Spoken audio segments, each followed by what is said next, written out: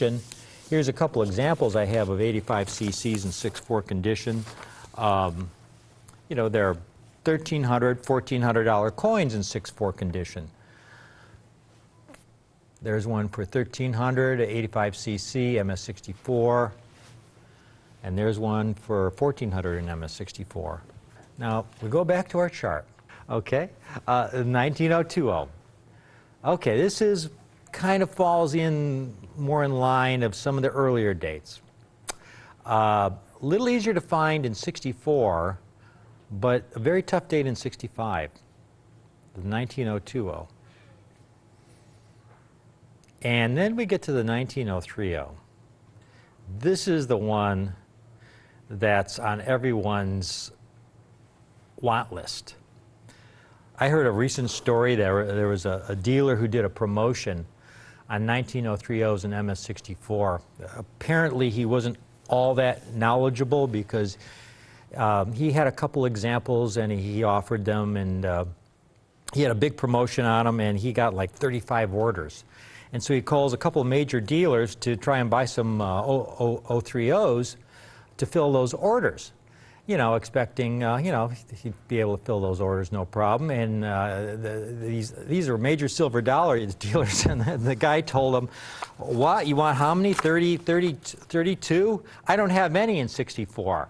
I mean, they practically laughed him off the phone. You know, I mean, here's where you get into an incredibly rare coin. It's not quite a 96.0 or a 97.0, but it's much rarer than an 85 cc. You know, about 3 times rarer than an 85 cc in either 64 or 65 grade. This is the toughie, folks. This is the key date. And then this is the one that, when we're trying to build a set, you never can find. Especially nice, brilliant, uncirculated examples without a lot of ugly toning, because some of them can be really ugly 64s or 65s. And then we have the last date, which is the most common date, even though it has one of the lowest mintages. Isn't that interesting? Only 3.7 million struck. Of all the O mints on that page there, the lowest mintage, but the most common in high grade. 16,800 graded in 6.5, but that still pales in comparison to the 1881S. Still over 3 times rarer than the 81S. So all these coins from the 98.0 to 040 are either rare to very rare, and then you have that 030, that super, super rare 030. A couple I found on eBay, 030s. Here's one that's ungraded. Well, here's one that's graded, MS62 for $1,000. Here's one that's ungraded. They call it brilliant uncirculated. Just an ungraded, brilliant uncirculated example. They usually grade, you know, when you have those graded, they're usually in the 6.3 area, but they want almost $1,500 for that coin, and that's a dealer with 100% positive feedback. Okay? Take a look at this first set we have at the bottom. The complete set, folks, in MS64 condition. This is a great set for the money. These are just, every example is a superb, brilliant blazer. The collection we got these from. This is a guy who specialized in New Orleans minted dollars. And he had a special fondness for the 19030. And that's why we are able to offer this today. Because it's the 030, this next coin you're going to see, that is the stopper. Caitlin, can you show them that coin? This is a 64. And you know, you have here's a, just for comparison's sake, so you could see the difference when it comes to grading, folks. When you have an uncirculated coin, it's graded on a scale from MS60, the lowest possible grade for an uncirculated coin, to MS70.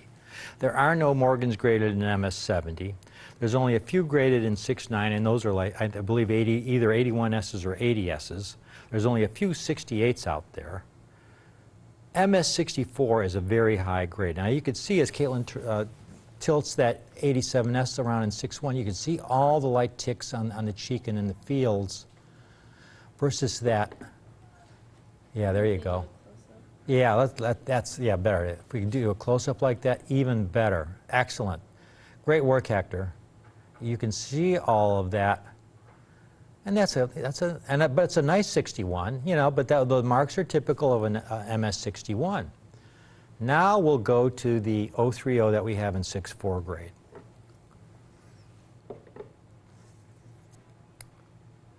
And how a coin, this is what never ceases to amaze me, folks. I don't know how it happens, but understanding the process of how these coins were made. They were made for commercial use. They were made to be spent. They're big coins, big, heavy coins. So each one that's struck falls into a bin, and I believe we have a picture of one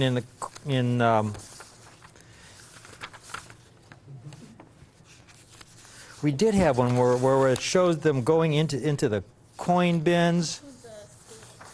The one with the scale? Is that it? Well, you could show them there. Yeah, yeah. That looks like the weighing room, and you can see how they're you know, just in those trays, and they're just kind of falling all over themselves. So, you know, once they're struck, they're dumped into bins where they abrade with one another. Eventually, they're dumped into bags, folks. Eventually, they're dumped into bags. And so most of them end up like that 87S that you see, MS61 grade, with a lot of scuffiness all over them. How a coin can survive like that 030 and 6.4 with so few marks just really amazes me. Here you have a coin that's well over 100 years old. And this is why it is so rare. It is one of the toughest dates in the series, over 100 years old.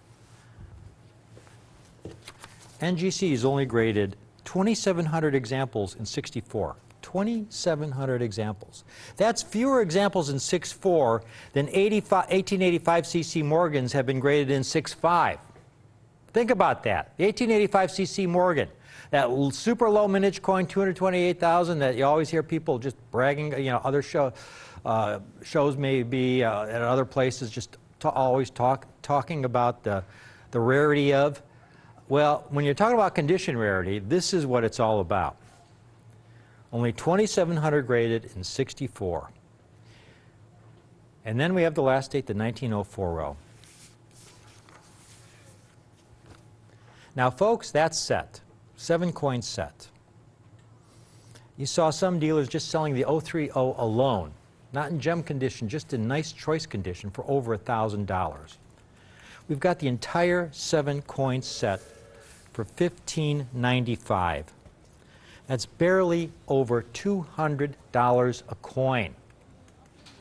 That is a great deal. That is the finest set anyone has ever offered of these O-mint years. The last of the O-mints, all 7 coins, only $1,595. But now we go to our little surprise of the evening. The set on top, first ever.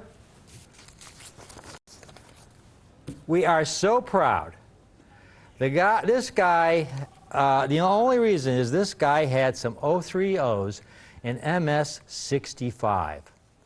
And we are able to offer a limited number of these sets in MS65. This is absolutely extraordinary. Everyone, MS65. This is where, again, the 98.0. As soon as Hector gets done running through these dates, Caitlin's going to show you every single coin. So you can see every single coin up front. To the last date, the last New Orleans minted coin struck in the Morgan series. Caitlin, let's start with the 98.0. That first date, 98.0. Only 12,900 graded in MS65. Look at that coin. How does it survive? That looks like a 65++/66. You look at the reverse is amazing. Absolutely amazing. And folks, every set we have is this caliber. We have a limited number of sets in 6.5. The next date, the 9090, only 7,800 graded. This coin is really, really tough. This is a difficult coin in 6.4 grade. And look at this 65. Look at the luster. We placed a premium on eye appeal and luster. The next date, rarer still, the 100 only 6,800 graded. 0.2% of total mintage graded in 6.4 and 6.5. Only 6,800 examples. Absolutely stunning. Every coin will be brilliant. There will be no heavily toned coins, no hazy coins. We get to the 010. The 010, only 4,900. 4,900, well struck. A lot of these later date oments are just very, very softly struck. These things are well struck with all the detail above Liberty's ear. And then you get to the 020. The 020, look at the strike on these. The New Orleans minted coins are known for their soft strikes. And it's especially noticeable above Liberty's ear, where a lot of times it's just very flat. And look at the strikes on these. You see all the hair detail there. It's just extraordinary.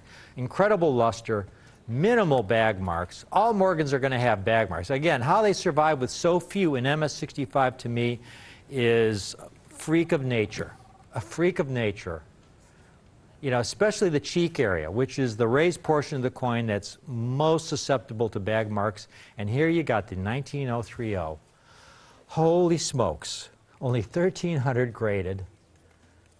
This coin by itself, just amazing.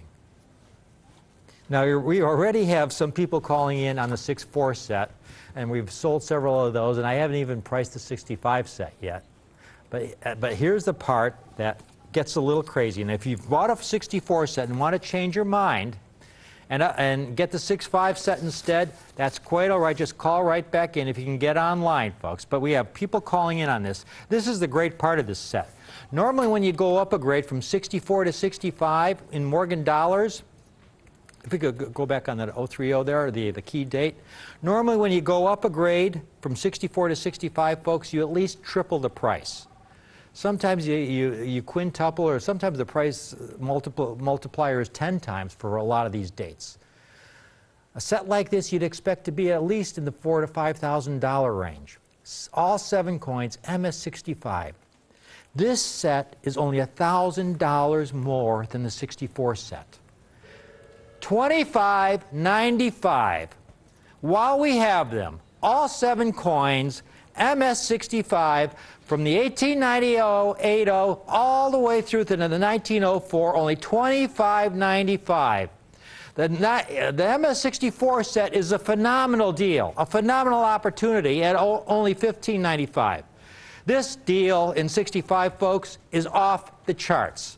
This is as good as it gets as far as getting the best coins at the best possible prices. This is a deal that Jack and I went through, and we kicked out so many 65s where we just didn't like the eye appeal, that maybe they had some haze, some toning we didn't like, maybe the strike was very soft. You know, you can have a very softly struck MS65.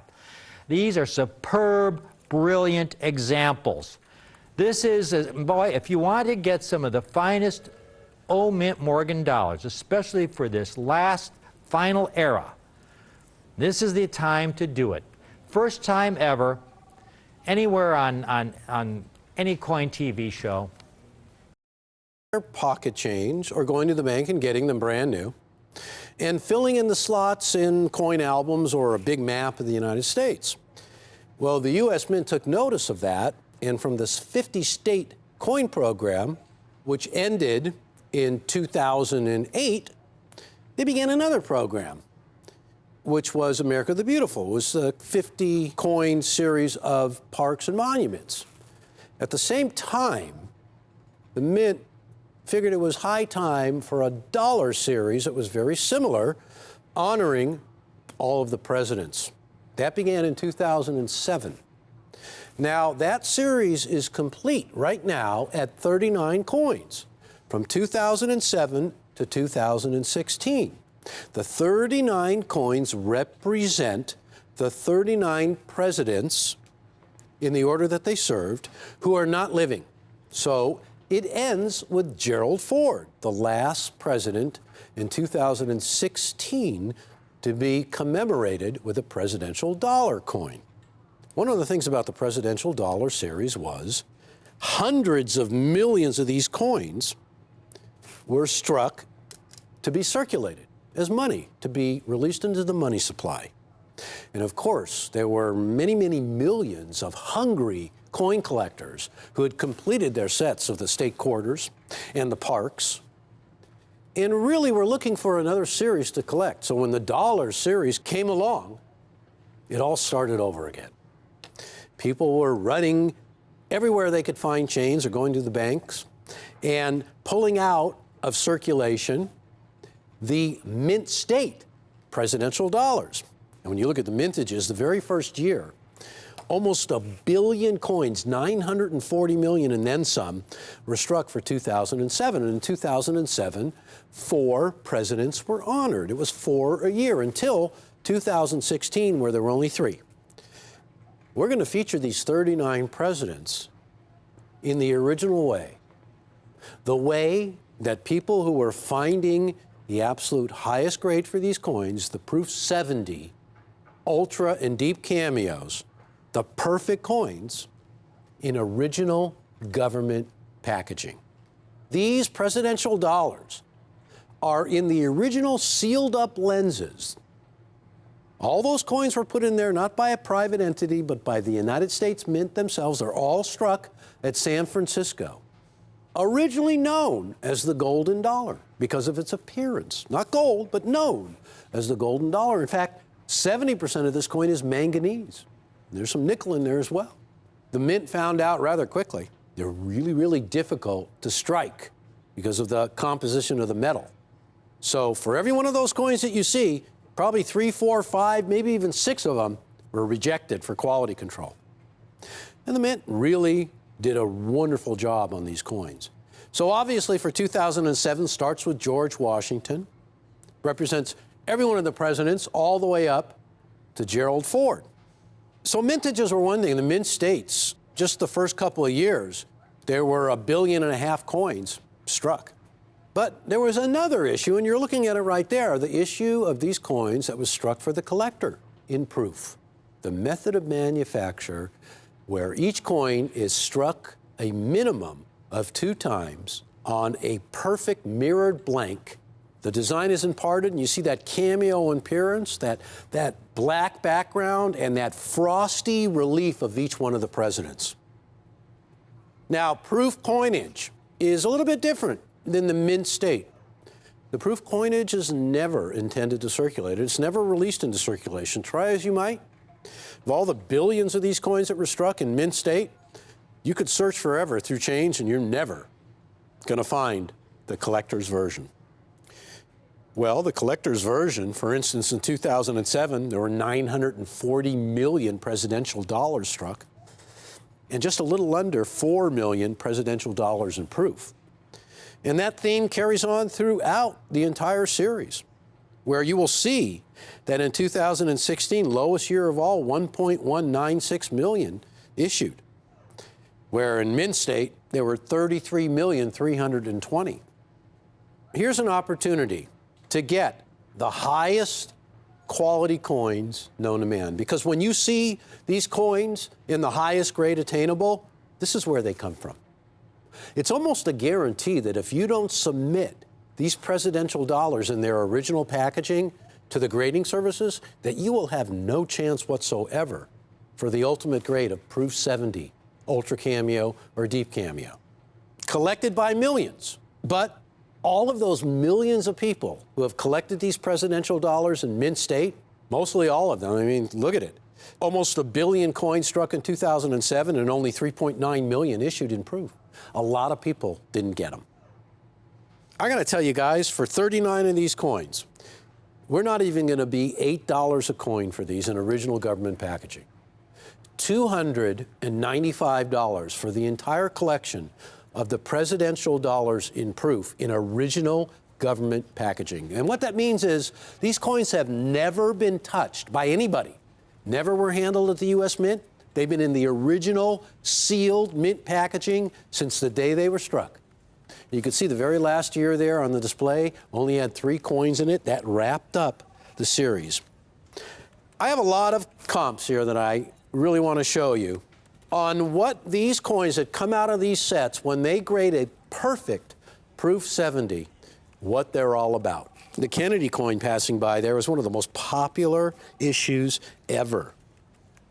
Here's a George Washington in a Proof 70 coin that brought over $305. By the way, all of these, I think I mentioned, struck at the San Francisco Mint. The collector's mint, for all the collectors in the United States of America, San Francisco strikes coins for you. Here's a John Adams in a 70 for $52. You can bet it came out of an original mint-sealed set. Here's a Thomas Jefferson from 2007, a little under 40. This is what I want to show you guys. Now remember, we're talking about all 39 of these coins for $295. You do the math, that's $7.56 a coin. A lot of potential here. It's great to be able to own a complete and total collection in its entirety without having to go search around anywhere for any coins. And think of the potential of this deal, because here they are housed in their original government packaging.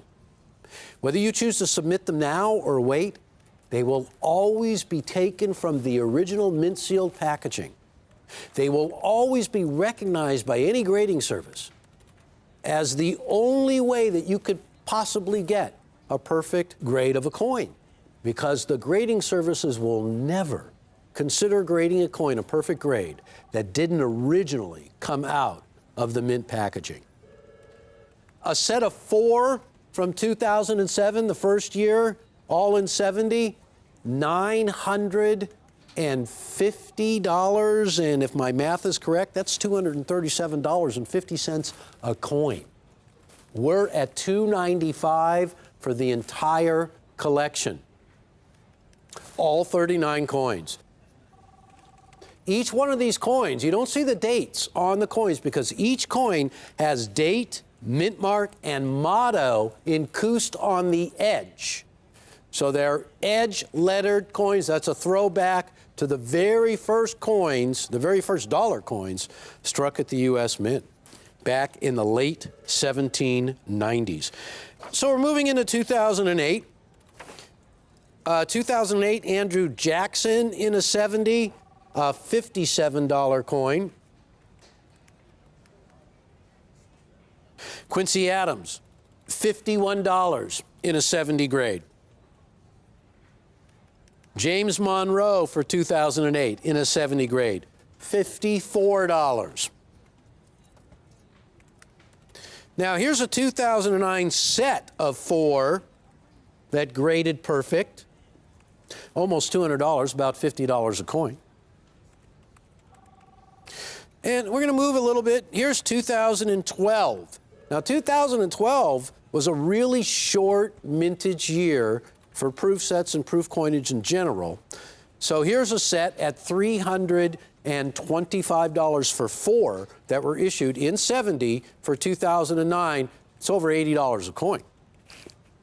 And lastly, for 2016, Gerald Ford in a 70 grade, $52. This is the very last of the presidential dollars. So the entire collection encompasses the years 2007 to 2016. It's 39 coins, all in original government packaging. Now, I'll tell you, the opportunity to get these coins in original government packaging doesn't come around every day. We don't have an endless supply of these because most of these got broken up because of the individual coins or the coins graded by a grading service in a high grade. Obviously, one coin, we're seeing one coin being offered at more than we're offering the entire collection of 39 for. And I love this collection so much because of its originality, because of the fact that the coins have never been touched. They've remained in the original government lenses since the day they were struck, whether it be 2007 or 2008 or 2016 at the San Francisco Mint, and they have never been handled. And proof coinage is so special. The Mint even designates a special proof coinage striking area, where it's like a clean room, where, believe it or not, the coin press operator, who's incidentally operating this coining press by hand, not automated, not just shooting in the blanks 1,000 a second, but each and every one of these coins is struck a minimum of twice. And only 15 or 20 coins are struck at a time before the operation starts all over again. The coining press is shut down, the dies are removed, they're re-cleaned and polished, reinserted, the blanks are inspected to make sure they're as near perfect as can be, or perfect. And then that process starts over again. It's lengthy. No matter what the Mint sells a proof set for, they could never come out on top because it costs so much to strike just one proof coin because of everything that goes into it. It is meant from the very beginning of time to showcase both the technological and the artistic achievement of the greatest mint in all the world, the United States Mint, and specifically speaking, the United States Mint at San Francisco. I call it the collector's mint because it is where all collector coins, or most collector coins, are struck. And everybody knows that reputation that San Francisco always have had because of the Morgan dollar with an S Mint mark, sought after by collectors everywhere. But because of that reputation that's legendary, everybody wants a San Francisco struck dollar. Folks, I can't guarantee that every coin will be a 70 or every other coin, or I can't guarantee any. But I can tell you this. When you see all these coins that are represented, even at $300 for just one, or $237 for one, or $80 for one, every single one of those coins that garnered that spectacular ultimate grade of Proof 70, a grade of perfection, came from original government packaging. You can bet on it. There's no two ways about it. So this is a collection for the ages. All 39 of the presidential dollars issued in Proof Ultra Cameo from the San Francisco Mint for $295, all in original government packaging. And I want to thank you for watching Rare Collectibles TV. And of course, as always, I invite you to stay tuned for more great coins. Thank you.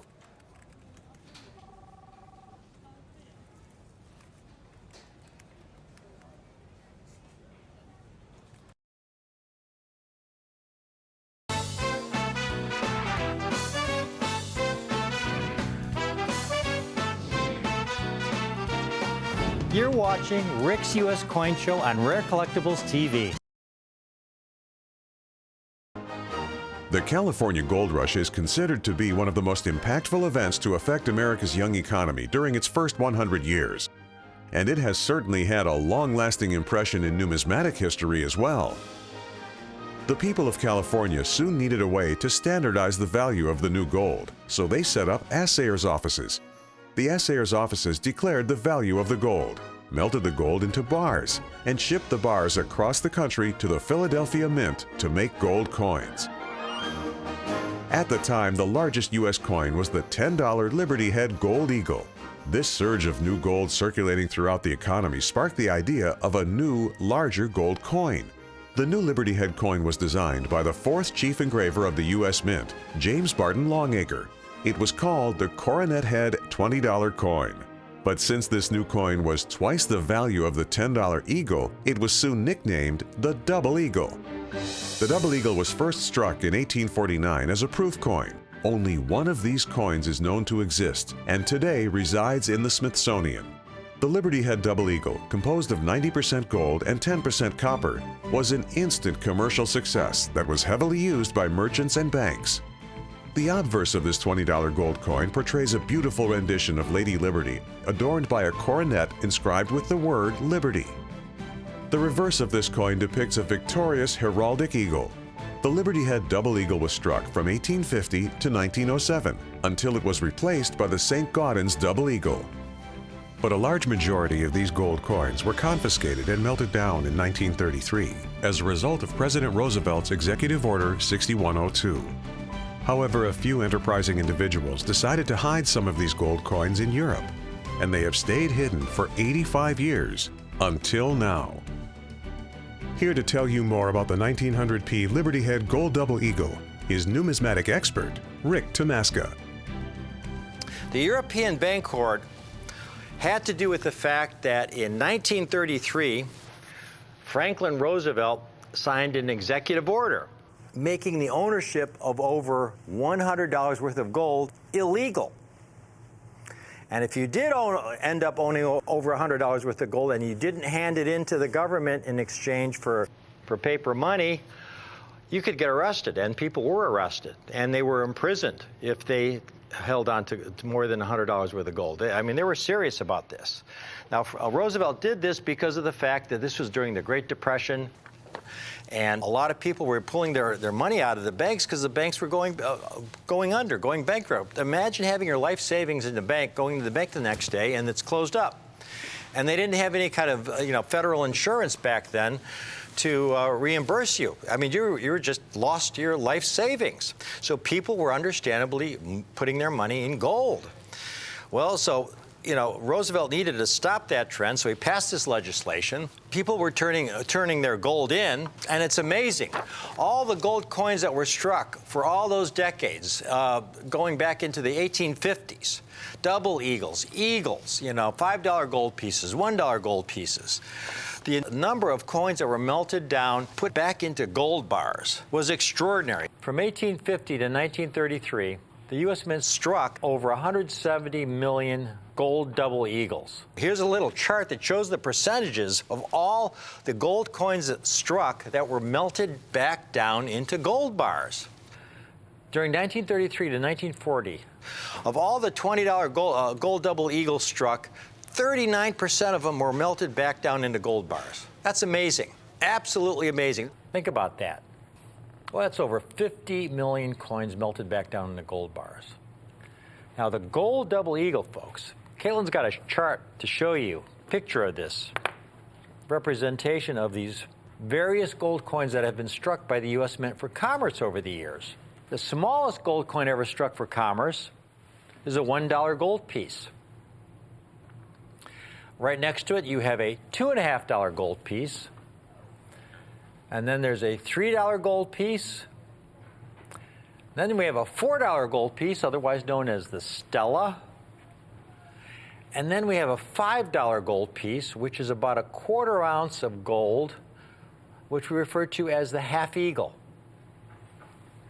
And then there is the $10 gold piece, about a half ounce of gold, that we refer to as the eagle, because through 1849, up through 1849, the $10 gold piece was the largest gold coin struck for commerce by the U.S. Mint. So it was referred to as the eagle.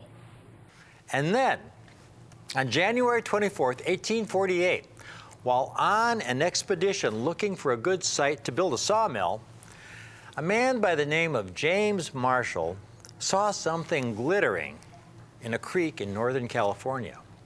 It was a small rock that turned out to be gold. Now, a lot of prospectors had made false claims of finding gold in California in the past.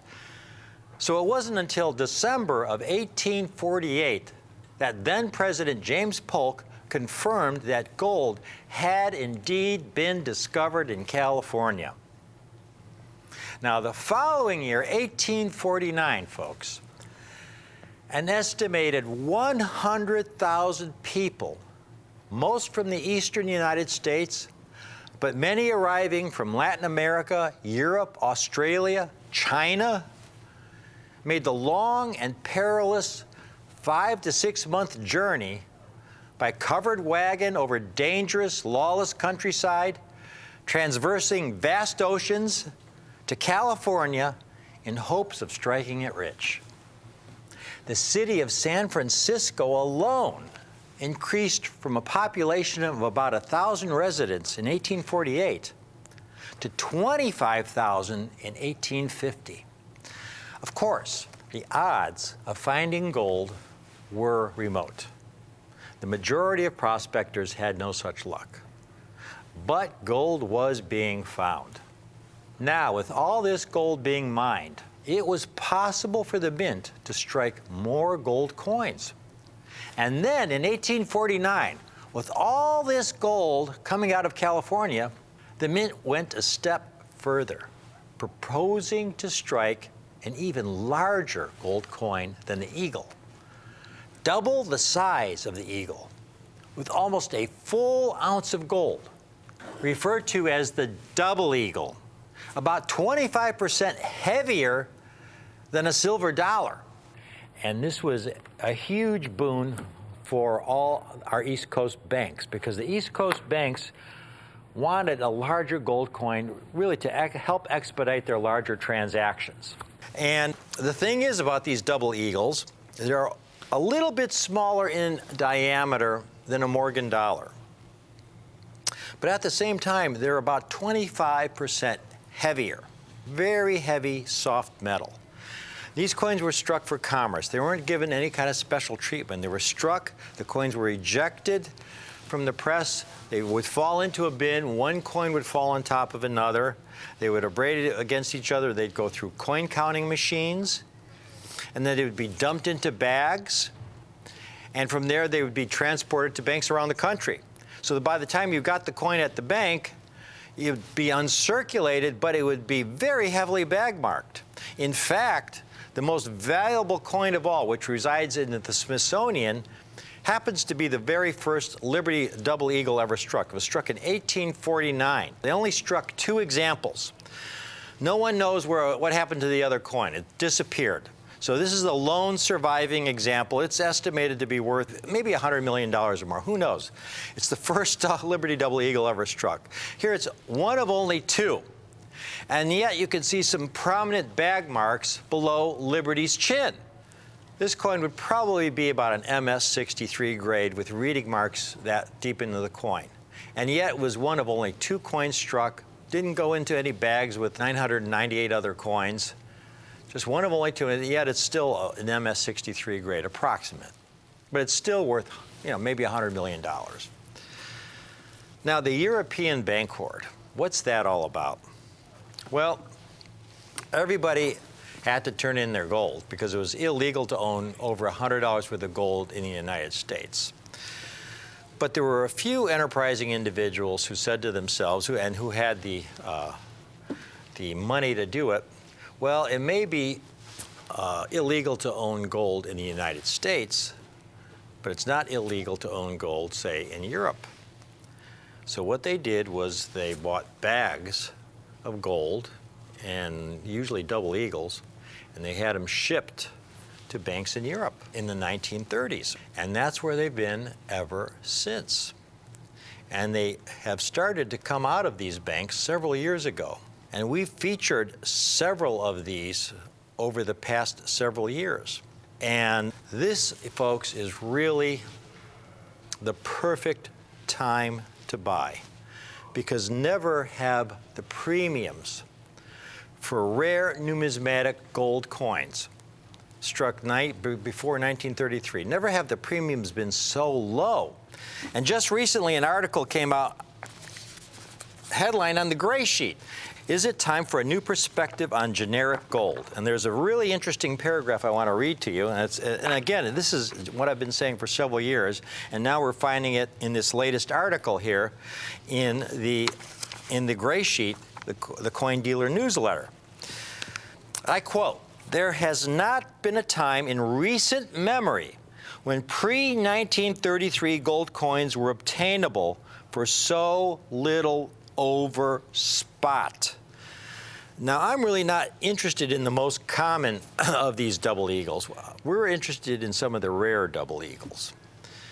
And what I have today from the European Bank Hoard, it's an extraordinary, extraordinary numismatic masterpiece. You know, it's the 1900p. Everybody, you know, collectors would love to get the 1900p because it's the first year of the 20th century. Not only are they incredible rarities, but we have them at a great price, a truly once-in-a-lifetime opportunity price, because they come from the great European gold hoard. Now, the great European bank hoard, the great European gold hoard, these coins were coming out, and they were coming out at historically low premiums over their gold bullion value. What I have today is not a common date. These are a better date. Now, the thing is, the 1900p is usually only available in really low-grade condition.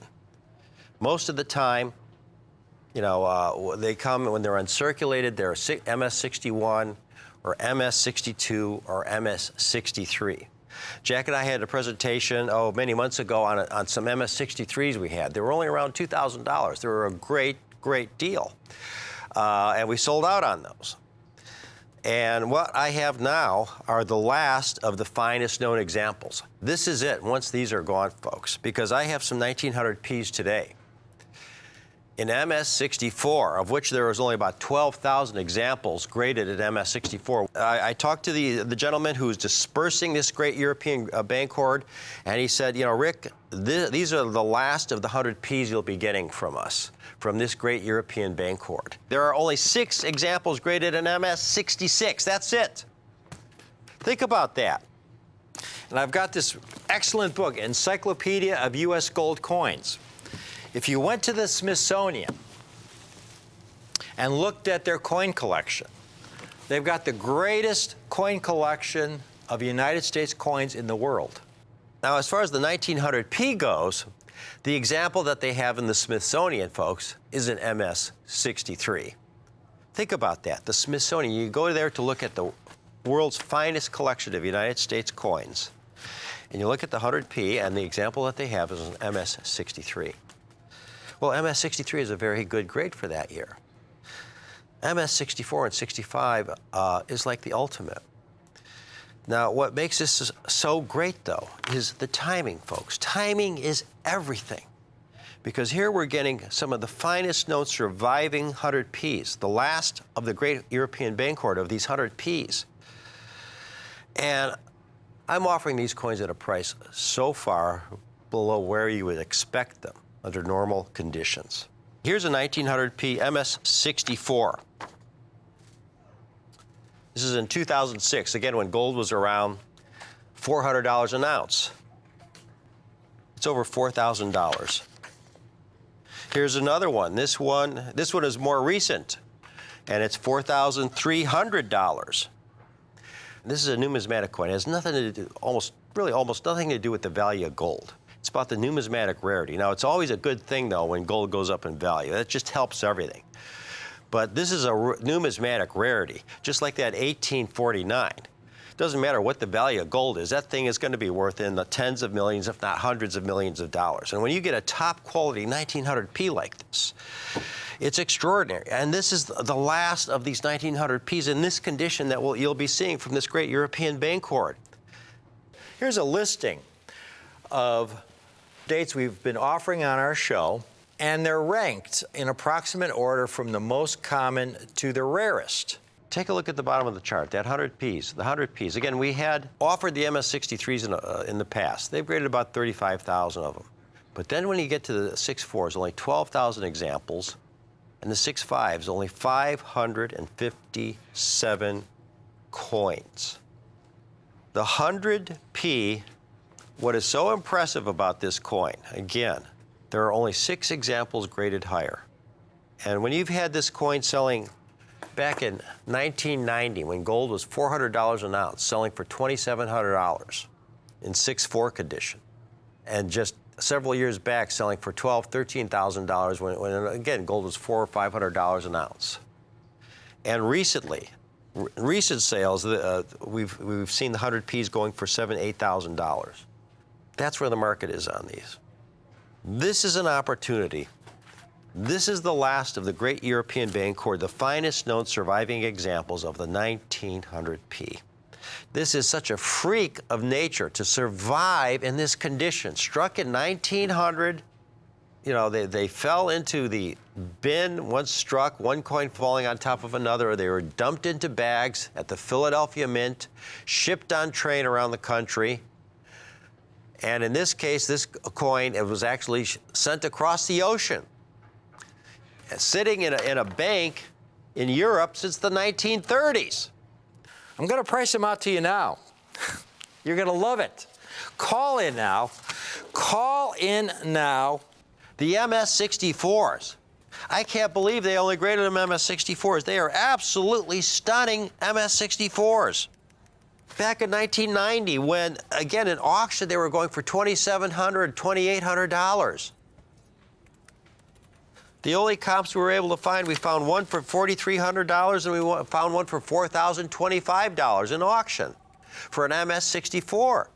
Take a look at one of these. Also among the finest snow, you figure there's only 550 examples graded in 6.5 and 6 and 6.6. And here you've got this 100P. I should remind you, the 100P in the Smithsonian, the finest U.S. coin collection in the world, the 100P in the Smithsonian is an MS-63. And here we have a stunning, stunning MS-64, $2,695 when gold has surpassed $1,500 an ounce. Now, the thing is, the 1900P is usually only available in really low-grade condition. This is it once these are gone, folks. And we're also making it available on our easy two-payment plan. Put down half today and the balance in 30 days, and this will be yours. Spectacular 1900Ps, the last among the finest from the great European Bancord, the last examples in these extraordinary grades. And again, just as a reminder, folks, in past auctions, in 6.4, these coins were going for well over $4,000. You know, there's one in an auction that went for $4,300. So here you have these 100Ps, stunning 100Ps. If we could get one last hand shot of this, folks. Oh, I mean, one of the beauties of being able to do the show live and not having to look at this coin on a computer screen. You know, when you look at coins on a computer screen that are offered by dealers, they make heavy use of all the photographic software techniques to enhance the look of the coin. You know, this is what you see is exactly what you get. There's no enhancement here. We're just using our studio lighting. This is exactly the coin. Look how beautiful and virtually mark-free this coin is. I mean, there are no MS-67s. There's only 6.6s and just a handful of 6.5s. We've got them for only $2,695. Just the best opportunity you'll ever see. The last you'll ever see of these 1900Ps in extraordinary condition. This is, you know, we're saving the best for last on these 100Ps. I hope you can take advantage of it. This is just a thrill. Speaking as a collector, these are the kind of coins I love to own. Coins that I know are just superb for their issue. Just incredibly desirable. I mean, we're talking about gold double eagles. And here you've got the 100P, the first year of issue from the 20th century, one of the most coveted dates in the series because it's 100P in extraordinary condition. The final examples from this European Bancord that originally was stashed away in the 1930s. We have a lot of people calling in right now. We are going to be selling out of these very quickly. We have a limited number of these coins. Call in now. You know, stay online. If we have the lines locked, just stay on hold there. You don't want to miss out on these. This is just an absolute thrill. I feel so fortunate to be able to offer something like this to you folks, our viewers, our clients. This is the kind of deal where, you know, again, we always base it on our cost. So when we get something that is of such quality that we get great grades, which brings our costs way down. And then we can pass the savings on to you and make you happy. We want happy customers, because when we have happy customers, then you come back for more. And that's what we want. We want your return business, okay? We want you to continue to watch Rick's U.S. Coin Show, because you never know what we're going to come up with next. Thank you for watching. Most of the graded coins that we sell on Rick's U.S. Coin Show are graded by the two leading coin grading services in the country, PCGS and NGC. This guarantees you that the coin you get from us is the grade that we promise. Coins are graded using the Sheldon scale from 1 to 70. A heavily circulated coin might rate a 4 for good or a 12 for fine. The better quality the coin, the higher the grade. An AU, about uncirculated coin, would rate between 50 and 60. The 1900 Liberty Head Double Eagles that Rick is offering today are graded Mint State 64. That's the grade of a choice brilliant uncirculated coin. These Mint State Liberty Head Double Eagles are classified choice brilliant uncirculated, meaning they have been kept in nearly pristine condition since they were struck 119 years ago. The Liberty Head Double Eagle, designed by James B. Longacre, was minted from 1849 to 1907 and is the first United States coin of the $20 denomination. The population of Mint State 64 1900p Liberty Head Gold Double Eagles is just 17,223. That's less than 1% of the entire mintage. These are incredibly low numbers, considering a large majority of these coins were confiscated and melted down in 1933 as a result of President Roosevelt's Executive Order 6102. 41 years later, this act was repealed by a bill signed by President Gerald Ford in 1974. And private ownership of gold coins in the U.S. was once again legal. And now today you can add this 1900 Liberty Head to your numismatic collection for the low, low price of only $2,695. And don't forget, you can use our convenient two-payment plan. Simply put half down now of $1,347.50 and then pay the balance in 30 days. It's just that easy. The Liberty Head Double Eagle is a magnificent coin to add to an existing collection, or to start a beautiful new collection that you will adore for years. Call the number on your screen right now and order the stunning 1900p Liberty Head Double Eagle in Mint State 64 condition for 2 low payments of $1,347.50. Call now.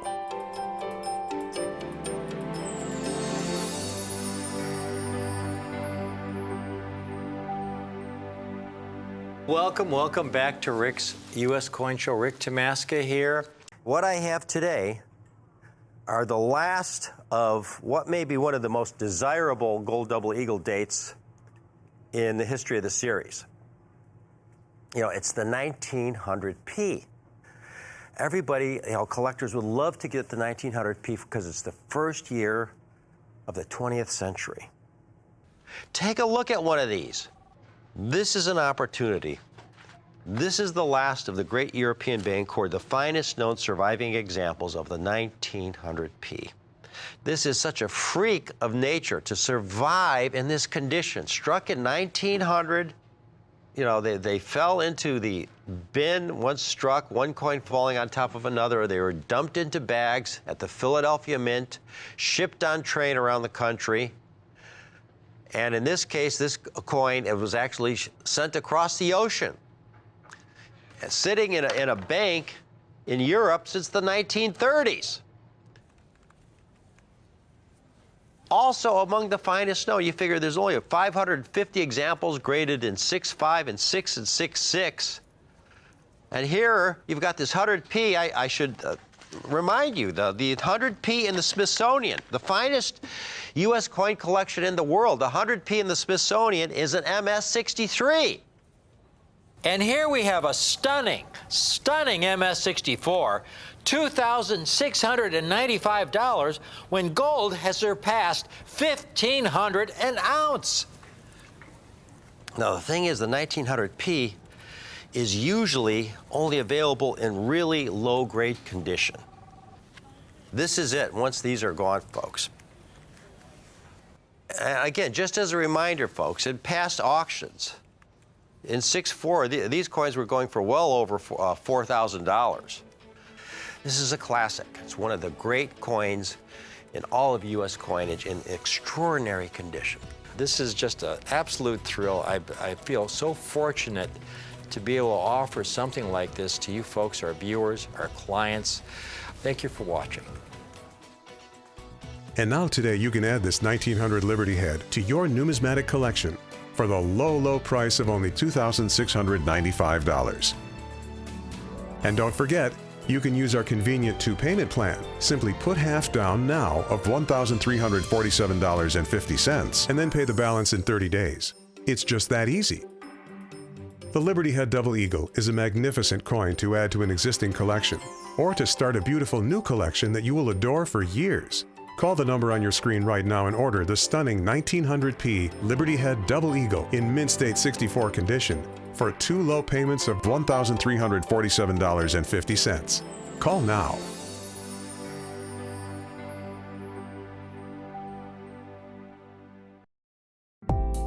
And now a special message from fine art expert Claire DeTusa. Oh, Adolph Wyman's Walking Liberty design, his greatest piece of work. A toned Morgan dollar. It's a nice color. Oh, a Lindell Bass Shield scent. That's pretty nice, I guess. St. Gaudens Gold Double Eagle design. That's good for a coin. A Gregory Wilhelmi. Now, this is the kind of art I get excited about. Tarkai, hand-embellished, signed and numbered serigraph. Wow. And the one and only Ivan Durrell, Blue Light. Now, this is the kind of art collectors love to own. Go to RareCollectiblesTV.com and click on the Art button to see all the stunning works of art that fine art expert Claire DeTusa has curated especially for you. Rare coins and fine art go well together. Go to RareCollectiblesTV.com. That's RareCollectiblesTV.com. Welcome to Rick's U.S. Coin Show. This is great. I have not been able to offer this set in such a long, long time, maybe since the beginning of Rick's U.S. Coin Show. It's been that long. Getting this set together, it's a series I love, and it's a series that collectors in general love. It's a historic set commemorating the 200th anniversary of our country. It's the bicentennial set in proof 69 deep cameo condition, but just not proof 69 deep cameo, but ECC, exceptional cameo contrast, proof 69 deep cameo. Now, first of all, the bicentennial series, folks. These sets, again, there was a unique coinage. The government struck the Ike dollar, Kennedy half dollar, and Washington quarter, all with dual dates, 1776, 1976 for the obverse. With the reverse, they actually held a competition. Anybody in the country could compete, any citizen, submit their design, and they had this big competition, and the first place winners were Seth Huntington, Dennis Williams, and Jack R. Now, Seth Huntington, his winning design, they decided it was going to be for the half dollar, where he designed Independence Hall for the reverse. Dennis Williams had the Liberty Bell with the moon in the background for the design of the reverse, and they selected that for the Eisenhower dollar. And Jack R. had the colonial drummer with the Torch of Liberty and 13 stars for the reverse of the Washington quarter. So this is a unique, they actually struck these coins for 2 years, 1975 and 1976. But it's just a one-year design. They use the same design for that 2 years. Now, most of the time when you get these sets, folks, they're really nothing special. The cameo contrast is minimal. This was in the middle of the Mint's renovation era, when they were really bringing in new technology to try and create more beautiful cameo coins. The coins that the collectors loved these frosted cameo proof coins. And so the Mint introduced some new technology in the early 1970s where they actually began to sandblast dies to create intense cameo contrast, and then they'd polish the fields. But it took them many, many years to perfect this technology. It wasn't really perfected until 1977. 1977 is the first year when you could buy a proof set and the coins would all be beautiful, deep cameos. You look at these coins, the Kennedy is virtually no contrast at all. The Ike is very light. The quarter looks fairly decent. Now that's important because as collectors, you can see the importance of the deep cameo designation because as the Mint technology began to improve, because when you look on the PCGS registry, for example, and you see the point value they ascribe to coins with deep cameo, when you look at the earliest dates in the Kennedy half-dollar series, when the technology was really at its most primitive, when they were being struck at the Philadelphia Mint and the early San Francisco years, deep cameos were extremely rare, so that you had, for example, 1967, you got a bonus of 3 points if the coin was a deep cameo, meaning you had 3 points added to the grade of the coin. So if it was a 67, you add 3 points to it, you got 70 points. And in 1971, another very tough year, it added 3 points. As the Mint began to improve the technology, you got 1 point for a deep cameo designation. But then in 1977 and on, you didn't get any extra points because, again, they were all deep cameo from 1977 on. So the bicentennial set is really, really historic, really cool. And the coins I have are the finest deep cameo specimens. Now, the ECC deal is really important. Exceptional cameo contrast. Folks, the cameo, deep cameo, ultra cameo designation is something I'm very protective of. I show examples of it and talk about it in all my books. These are designations that I helped develop with, originally with PCGS with David Hall. He was really gracious in inviting me to his office to decide what a deep cameo should be, what a cameo should be. And the finest deep cameos for a given year that really rank at the high end of the deep cameo spectrum get this special seal, exceptional cameo contrast. And it's really important. Now, to briefly explain what the difference is between a low-end deep cameo and a high-end deep cameo, I invite you to take a look at a partial representation of the PCGS cameo grading set for Kennedy half-dollars. Again, this is a representation. And in the PCGS cameo grading set, they have actually 7 different pictures. They have a coin that they call Proof Plus, which is a coin that has some cameo contrast, but not enough for a cameo designation. Then the next picture they have is a Cameo Minus, which is the minimum cameo contrast for a cameo designation.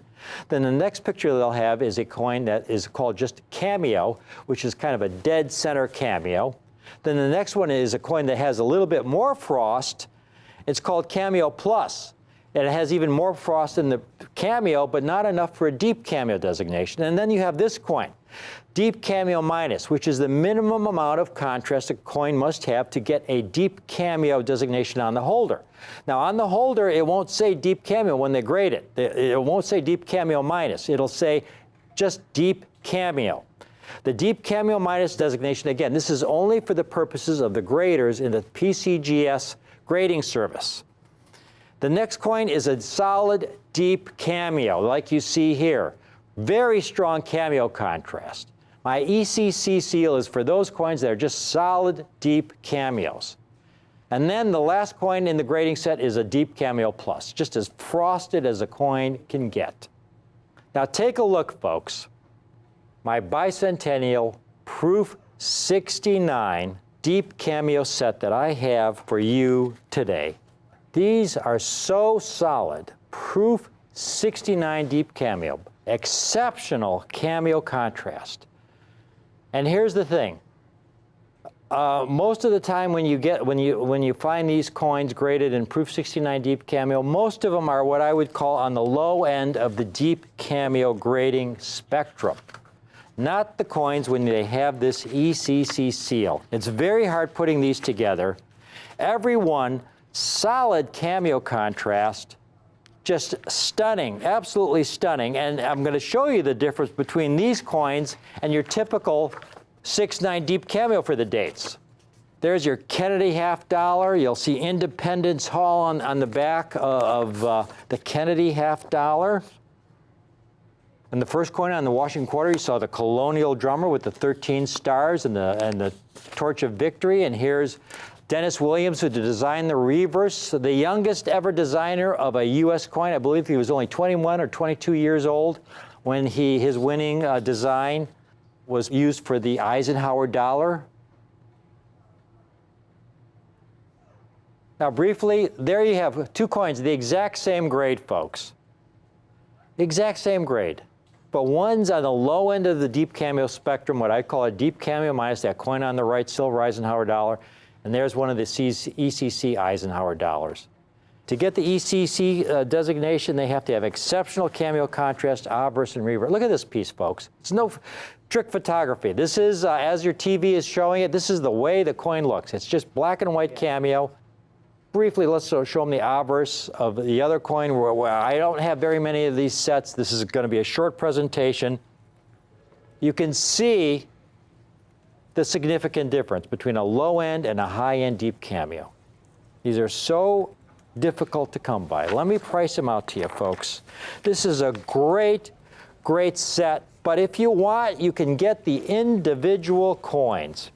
Actually, the toughest coin to get in this set with exceptional cameo contrast is the Washington quarter.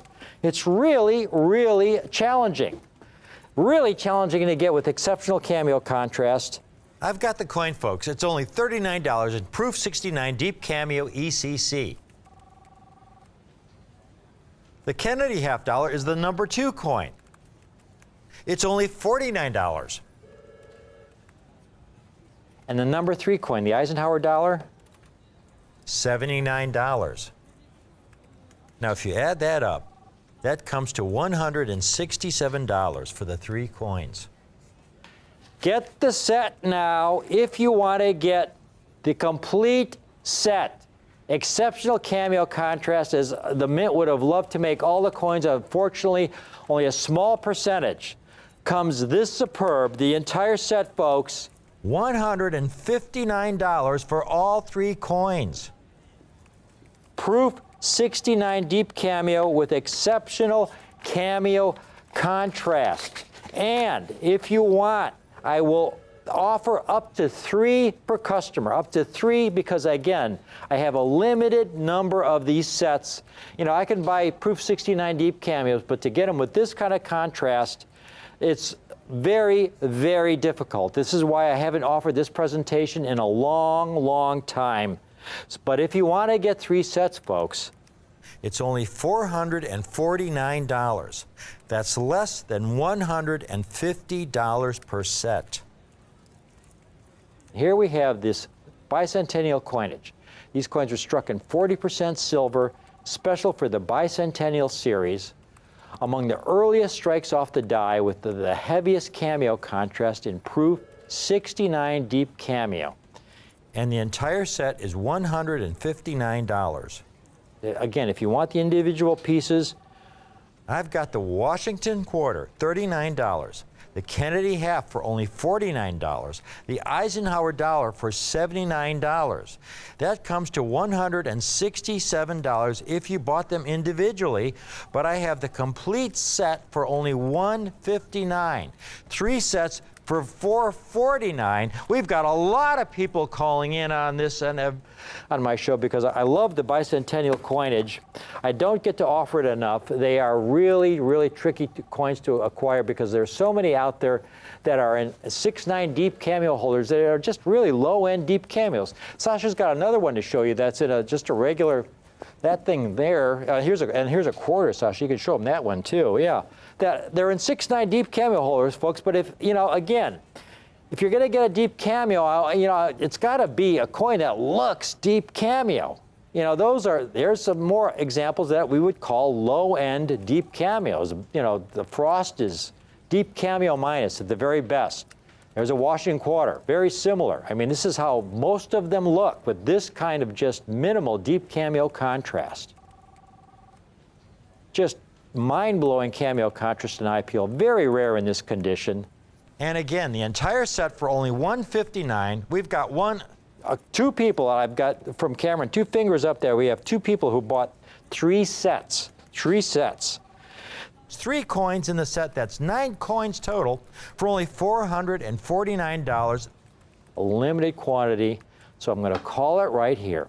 It's been a long time since I've been able to offer these coins in this condition, the Bicentennial series. It's a great, great series. I'd like to offer sometime in the near future, hopefully I'll be able to offer the clad series of the Bicentennial as well. Because in the clad, you've got the quarter that was struck clad, the Kennedy half dollar, but then you have 2 Eisenhower dollars struck in Bicentennial clad, the Type 1 and the Type 2, so that's a 4-coin set.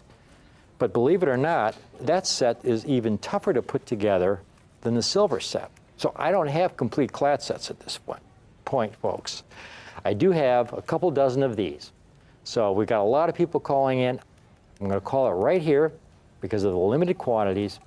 Thank you for watching this presentation on one of the most historic sets in U.S. coinage, one of the most interesting sets, one of the most inviting sets from a collector standpoint, where you get these beautiful, beautiful coins that have so much condition rarity with this kind of cameo contrast that I'm able to offer at a price that gives you tremendous, tremendous long-term opportunity. From Sasha and I, thanks for watching this brief presentation, but please stay tuned because I've got another exciting this is even a smaller group of coins than this group here, coming right up. Thanks.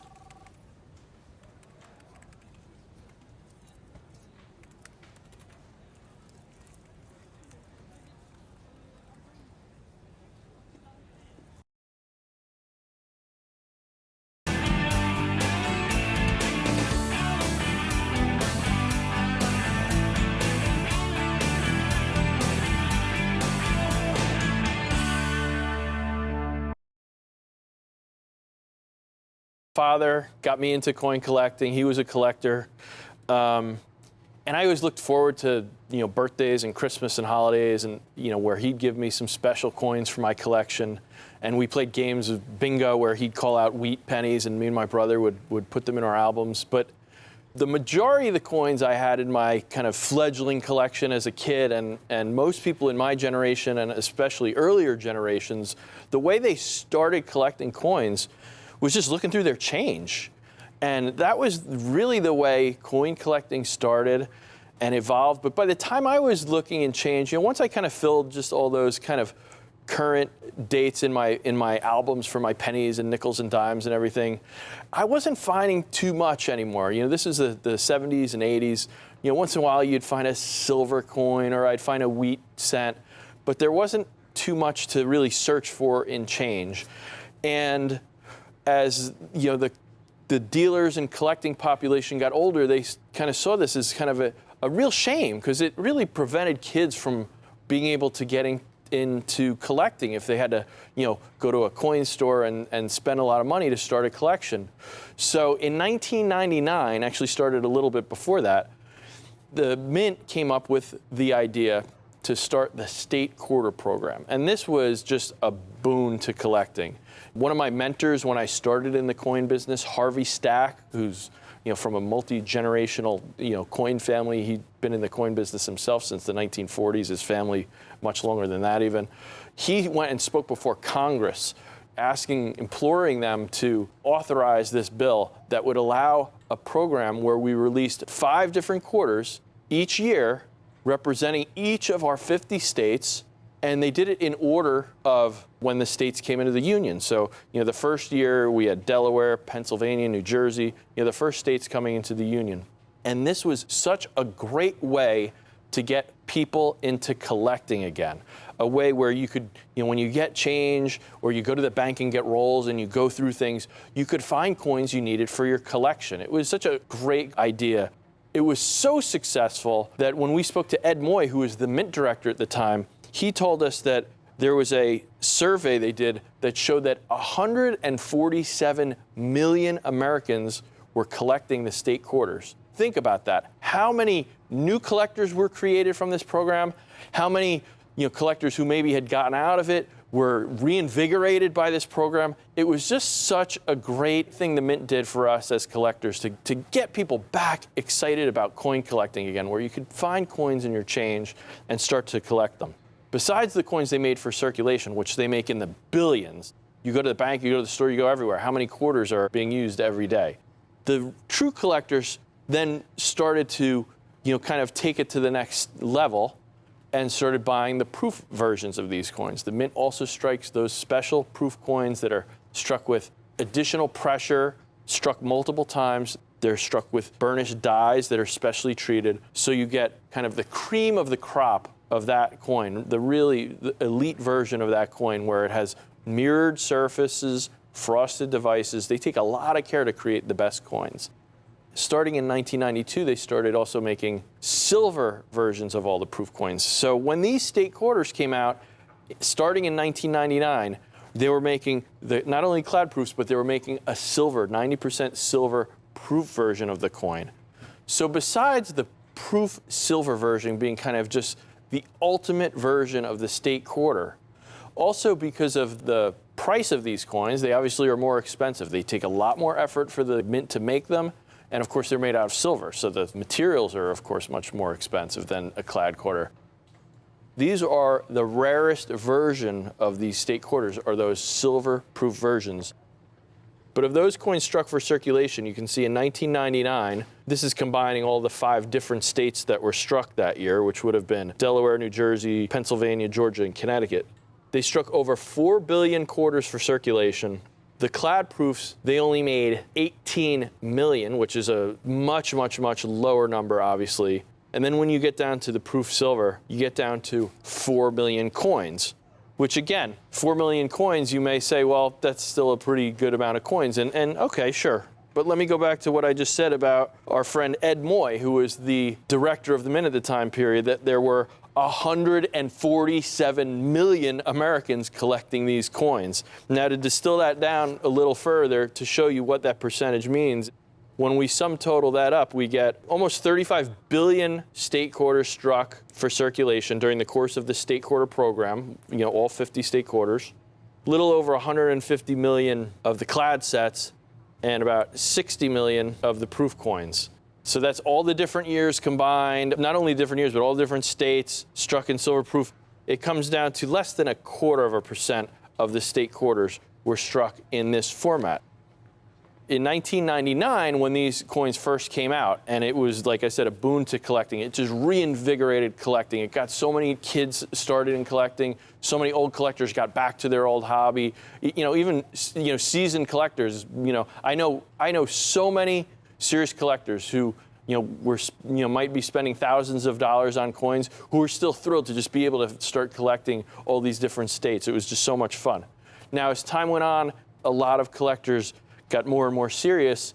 These newer collectors who were getting into the hobby and were collecting state quarters and other, modern commemorative coins, silver eagles, all these things, there became an increasing demand to want the best of the best as far as grade. So many collectors no longer just want, those gem quality coins that the Mint produces. And the Mint does a very, very good job producing these coins. But they wanted to collect coins that were certified. They fit in their boxes with their other certified coins. It's easy to store. They're totally protected in these archival quality holders. And the grade and authenticity and everything is guaranteed. So as collectors started collecting this series, they then started trying to build sets in certified. So the silver proofs you'll see in proof 69 and proof 70, well, those 70s can get pretty expensive.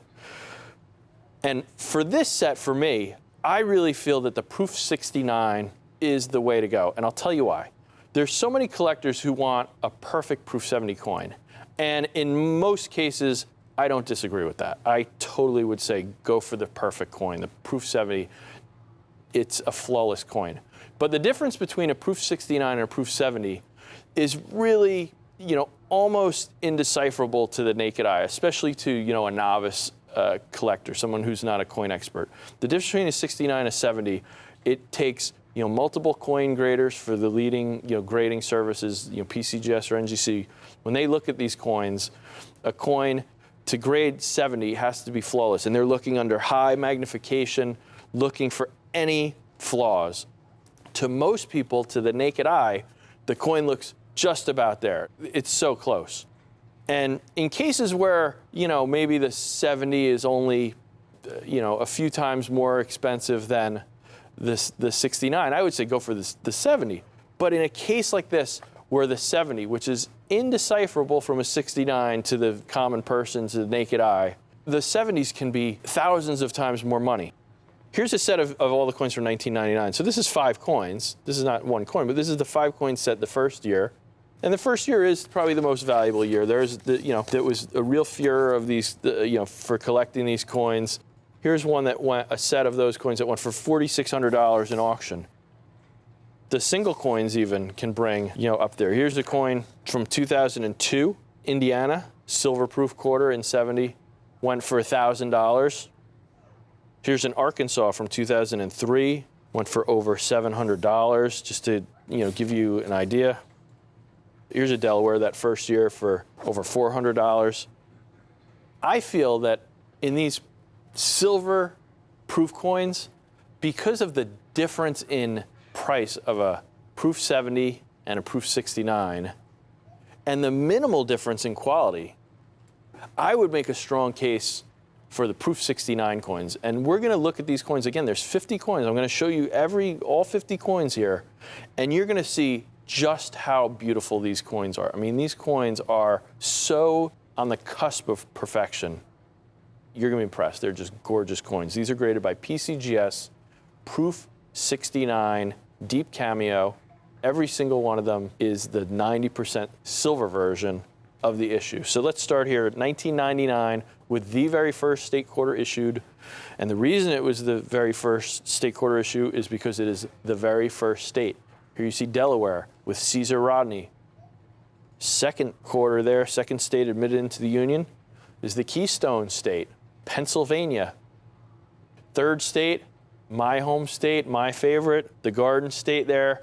I love this scene because it's Washington crossing the Delaware there. And another tidbit of trivia is, I believe this is the only coin to feature the same person on the obverse and reverse, because you have George Washington's profile on the obverse of the coin, and on the reverse state side here, you see George Washington there, a little miniature version of him standing in his boat with his troops.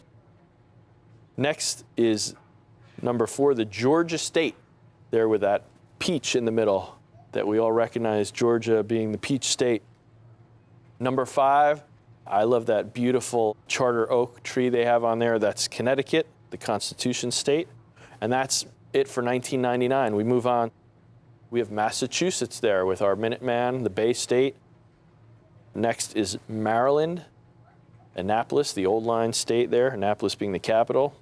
Number 8, we have South Carolina, the Palmetto State, as you see there. Interesting design with the palmetto tree there. Next, we have New Hampshire, the Granite State, with that very, very bold motto there, live free or die. Another little interesting trivia here is that old man in the mountain, that's that cliffside that resembled the profile of an old man in the mountain.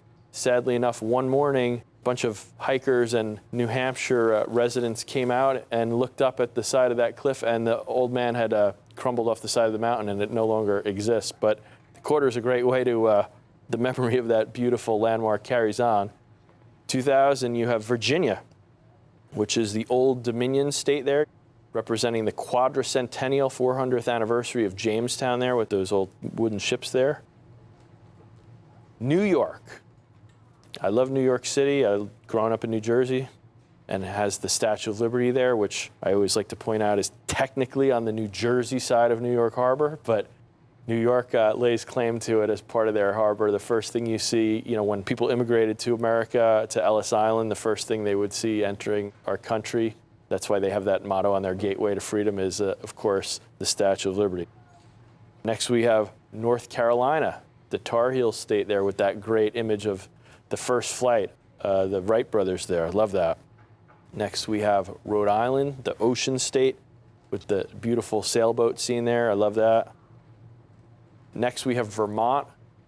I love Vermont, the Green Mountain State. I have a lot of family up there. It's just a beautiful, beautiful state. You see the person making maple syrup, getting the maple sap from the trees there to make syrup. Next, we have the Bluegrass State, Kentucky. That beautiful horse, the little motto there, my old Kentucky home, of course, home of Churchill Downs and the Kentucky Derby. Tennessee, the Volunteer State, and that great tribute to the musical heritage of Tennessee with Nashville and Memphis, and you see all the instruments there, the guitar, the trumpet, the violin. Love that design too. Ohio, the Buckeye State, birthplace of aviation pioneers, and you see there the Wright brothers plane again, and you see the astronaut there. That's a really cool design. I love that. Then we move on to the Pelican State, Louisiana, and you see, of course, the mention of the Louisiana Purchase there, which doubled the size of our nation at the time. And you see that pelican, of course, above that. You also see the trumpet there representing the rich jazz heritage of Louisiana. Then we have Indiana, the crossroads of America there. And you see, of course, that Indy car, representing the Indy 500. Another beautiful coin. I love that coin. I always fascinated by coins that have cars on them and automobiles. I think that's so unusual and interesting when I see it. And then 2002, we have Mississippi, the Magnolia State with those beautiful magnolia flowers. Just a lovely design. And again, I'm telling you what all the states are. They're in order, and you're seeing the beautiful designs. As I'm talking through this, and I'm going to continue, just continue looking at the quality of these coins. I was talking earlier about how close these 69s are to 70s. In this series in particular, the coins are just so nice when you see them struck in that proof silver format. And we have to submit so many coins to get these proof 69 sets put together. It's a giant, giant task. We have to submit thousands of coins to be able to make these sets for you. It will cost you multiples more for a proof 70 set. But let's continue through. I just want to make sure that you keep in mind as we're doing this, the quality. Look at how beautiful these coins' quality is. Here we have Illinois, the Prairie State. And as you see on the quarter there itself, it has the Land of Lincoln motto there. And you see Honest Abe there as a younger man, kind of striding through the outline of the state there with his books in hand. That's a great design. Obviously, there's so many collectors of Lincoln in numismatics, and this is a great addition to any Lincoln set.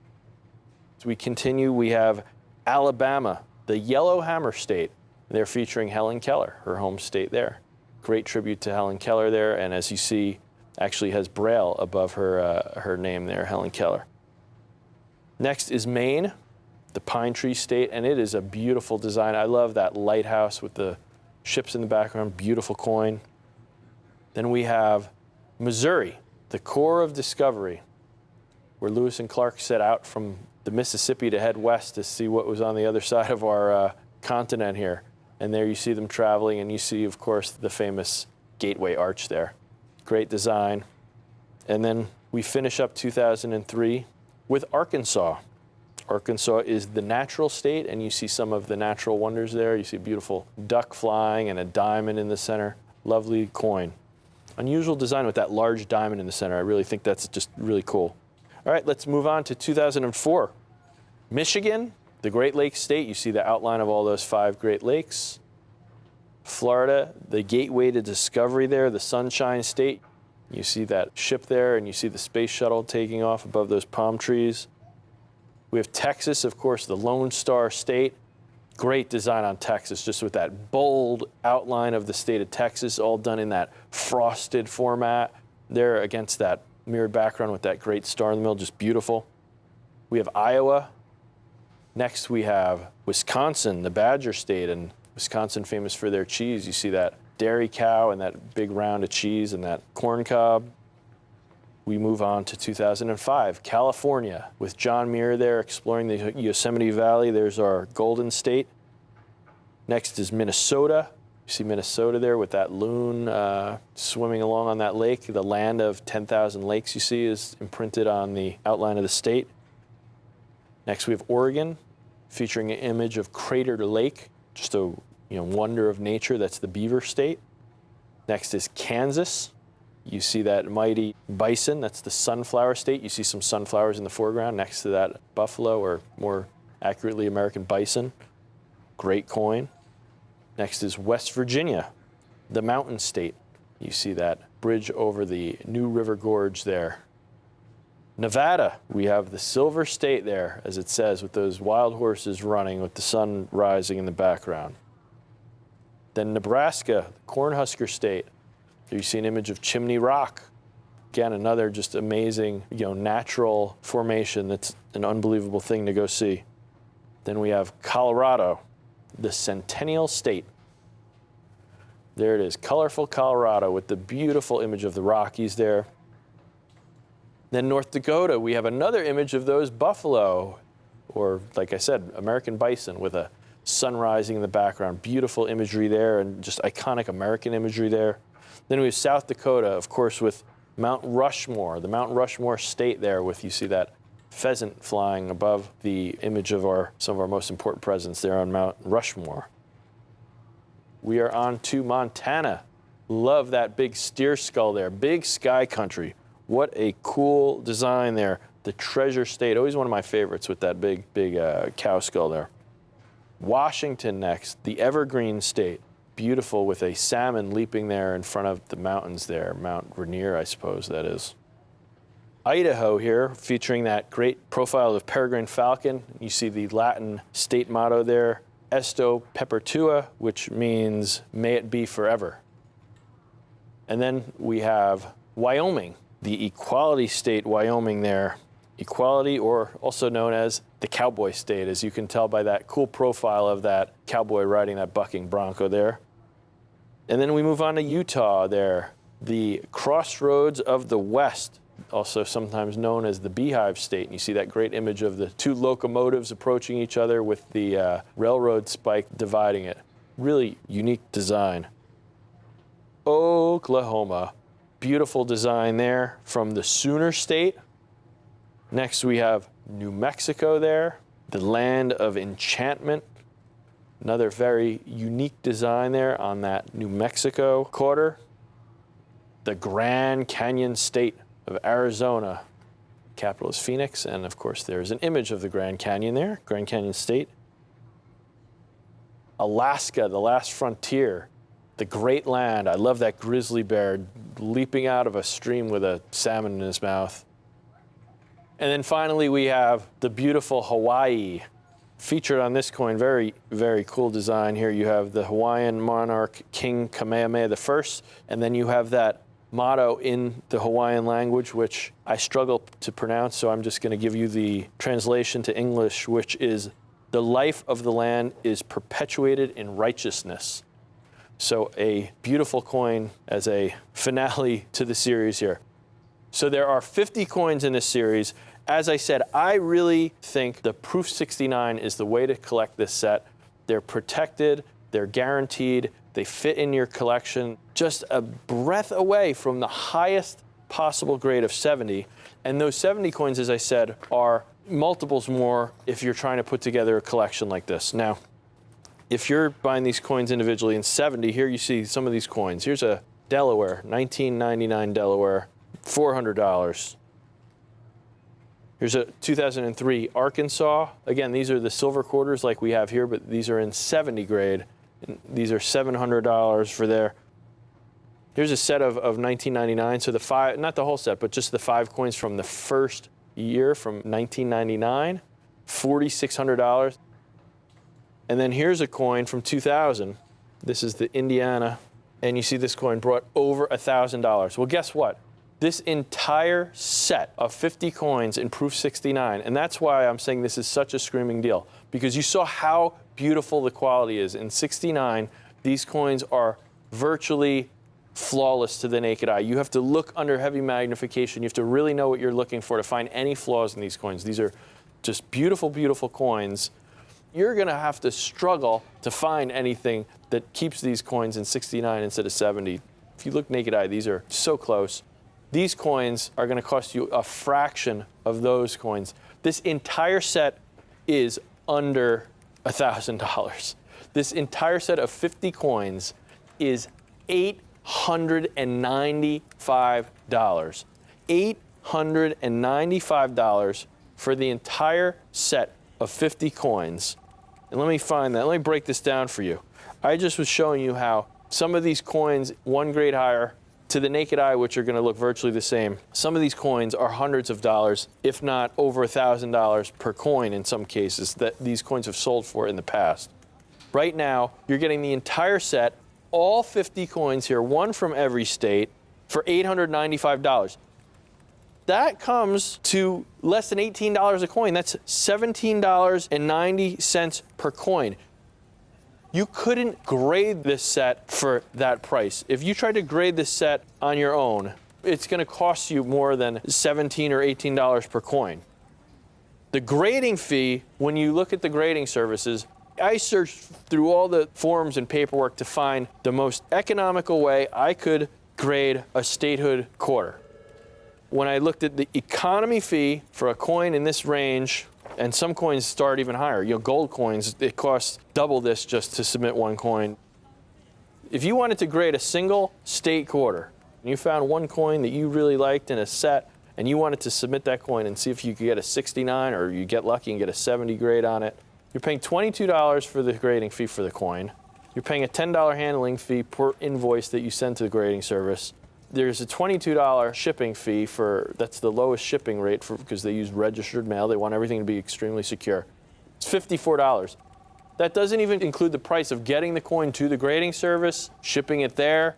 It doesn't include the cost of buying the coin. You got to go buy these coins first. To add that up to all 50 coins here, I'm going to add a layer on top of this. If you graded 50 coins, you're already at $1,100 for the grading fee alone. Still $10 for the invoice. Shipping goes up well over $1,100, approaching $1,200. And again, you haven't even bought the coins yet. That's just for the grading fees. So keep that in mind when you're looking at a set like this where you're able to buy the entire set. We did all the work. We went and bought thousands and thousands and thousands of these silver state quarters. We went through them. We cherry-picked the nicest ones that we thought were the best coins. We then submitted them to PCGS to get the experts, world-renowned experts, of grading. All these people do is grade coins. They don't buy, they don't sell, they don't do anything else but grade coins. This is all they do. This is what they excel at. They are just so good at what they do. They then go through the coins that we've already cherry-picked, and they go through and look at them and grade them. And these are those coins that they felt qualified for this 69 grade. By doing it this way and submitting thousands and thousands and thousands of coins to do this is a lot of work. When we do this, we are able to negotiate our grading fee down a little bit so that we can pass this price on to you. For us to be able to do this and then to sell it to you at such a price where you're getting all 50 coins, you don't have to go searching through change. It's a fun way to do it, and that's how I started, and that's what this program started. And I'm very, very excited that the Mint has introduced some new programs to get people searching through their change. It is an exciting time in numismatics, but we have done all the work for you. We have cherry-picked the coins, we have graded them, we've put together the sets. These are the silver sets, keep in mind, which is a tiny fraction of a percent of the state quarters struck. We have put this together for you for a price of only $895, and you're getting 50 coins for that price. You've seen some of these coins have brought in the past well over $895 just for one coin. You saw that one set was almost $5,000 for the one 1999 set. The thing that's cool about the silver state quarters, when you compare it to the business strike or mint state coins, you compare it to the clad proof coins, there are 227 business strike coins for every clad state quarter struck. Not even the silver, the clad. So I've got 6 rolls of coins here. This is about how many coins you need to go through to compare how many business strikes to clad state quarters, right? 227. Now the silvers are so much rarer than the clads even. So there is only one silver state quarter struck for every 570 of the clad mint state coins, which then makes this pile of coins here go to this many coins. I just brought out a bunch of random rolls of quarters here to make this point. 570 business strike coins for every 1 proof silver state quarter. So that's the difference. To give you an idea, a comparison of relative rarity of the silver proof coins compared to the clad business strikes. It's just, like I said, an exciting time for collecting. By the 80s and into the 90s, there were so few coins left that a person could collect out of change. This program reinvigorated collecting. This got so many new collectors in. Like I said, there was a survey done. Ed Moy talked about it when we spoke with him here. The survey showed that 147 million Americans were collecting state quarters. That is the most successful coin program that the U.S. Mint has ever had. It's translated into so many new collecting programs. It reintroduced so many people to collecting. It got so many people, reintroduced to their hobby, back into their hobby. It's such an educational tool. I love this collection, and to be able to put this together for less than $18 a coin, for well under $1,000 for the set of 50 coins is just such a great opportunity. I hope you're able to take advantage of this. I'm really excited about this set. I'm really excited to be able to come here and share my passion and my love for numismatics, which is, of course, coin collecting, my love of the hobby. And thank you so much for joining me here. I'm Jack McNamara.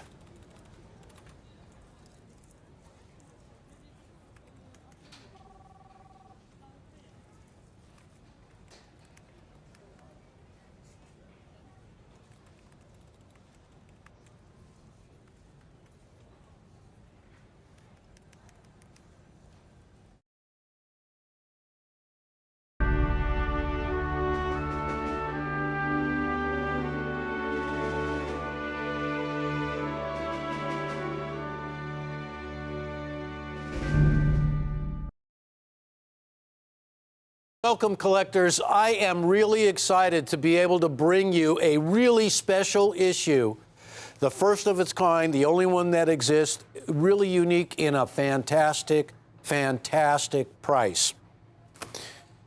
Abraham Lincoln and coins. Coin collecting is one of those great hobbies that has many stages along the way.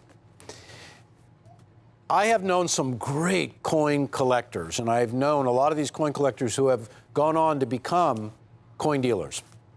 I fancy myself one of those. I was originally a coin collector, and I love coin collecting so much.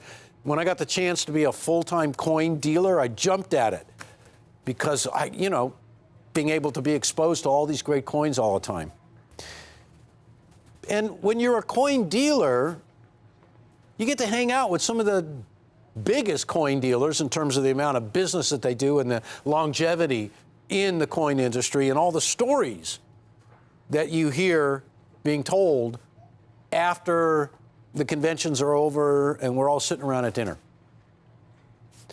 And I always loved hanging out with some of these very famous coin dealers who are written up in books. People like Abner Kreisberg and David Hall, Miles Standish. He's a great friend of our show, and he's one of the original experts in coin grading. And he was a coin collector when he was just a little kid. So we talk about that. There's a common thread that unites all of us. And I'll tell you what it is. Abraham Lincoln. Abraham Lincoln graces the Lincoln penny, and he has since 1909. And the reason why Abraham Lincoln is featured on the Lincoln penny is simple. In 1909, it was Abraham Lincoln's 100th anniversary of his birthday. And forevermore, since 1909, Abraham Lincoln is immortalized on the Lincoln penny. Ironically, the Lincoln penny was originally just going to be a one-year type. They were going to revert back to the Indian head penny after the celebration of Abraham Lincoln's 100th birthday. And Teddy Roosevelt, the great president, Teddy Roosevelt, who was responsible for the redesign, for the renaissance of American coinage, had so much to do with the Lincoln penny. Teddy Roosevelt knew that Lincoln's anniversary of his birth was coming up very quickly, and he wanted an issue to be released that coincided with his 100th anniversary. He enlisted Victor David Brenner. Victor David Brenner had made a great Lincoln plaque, very reminiscent of the original Lincoln coin design. And it featured a profile of Lincoln that to this day remains on the coin. Throughout its history, in 1909 it had a wheat back reverse, 1959 a memorial back reverse. A new reverse was selected for the Lincoln penny in 2010, and it's known as the Shield reverse.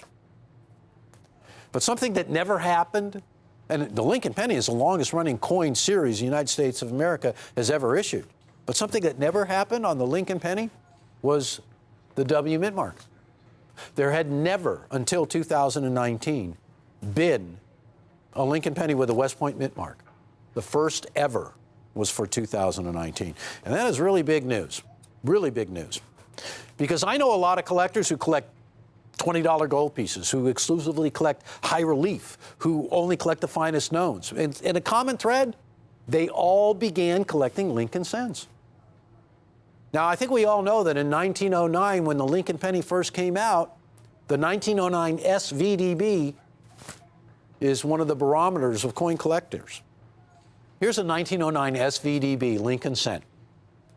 And amazingly enough, this coin has inspired so many collectors to continue collecting. That's a really, really beautiful coin in a really nice grade. Mint State 66 and red in color. Keep in mind, red, that designation. That's something you really want, and we have it. That coin sold for almost $34,000. But here's something that really illustrates the rarity of that coin. Here's one in circulated condition, worn extremely. And that coin is almost $1,300. So there are a few select rarities in the Lincoln coin series other than the 1909S. This is probably 10 pages of business strike mintage totals by date of the Lincoln penny from 1909 to the present time. And hundreds, if not billions, of these business strikes, coins that were originally struck to be released into circulation, to be used in business. And collectors from far and wide seek out these individual issues in an effort to build a complete collection. Fact is, right now we're working with a collector whose desire it is to own every Mint State Lincoln penny in red color in Mint State 65 or higher. And he is prepared to spend close to $1 million to achieve this. Recently, we sold him just one coin, a 1913S, for close to 6 figures. So the Lincoln penny, the rarities in the Lincoln penny series are sought after by collectors. Not enough coins to go around for everybody. But I'll tell you, there has never been a coin like the 2019 W Mint State Lincoln penny, the first ever and the only one from the West Point Mint. The 2019 W in Mint State 70, 1/5 of 1% exists. Tough coin to get in 70. There are very few. In Mint State 69, what is really, for all intents and purposes, the highest grade you can achieve, and only 4.1% have been graded in a Mint State 69. That's the IT coin when it comes to the 2019 Mint State, the first ever struck at West Point. These are key date business struck Lincoln pennies. Now, at the top of the list, obviously, we have the 1909 SVDB, but I want to go straight down from the 09 SVDB right to the 2019 W, and I want you to notice the difference in mintage. That's a great coin. There's only 318,695 in the last mintage figures that have been reported. Now, I showed you the 09 SVDB, which is a terrific rarity. But how about 1910? 1910 with a mintage of 146 million in Mint State. So collected. Mint State 67 red in color. That coin achieved over $10,000 at auction. Another great coin that's on the list of key date rarities in the business struck category of Lincoln pennies is the 1914 struck at San Francisco. So Lincoln pennies are for the true collector who wants something extremely rare. That coin brought over $17,000, Mint State 65, red in color, 1914S. And of course that's important because the 1914S has a mintage of over 4 million coins.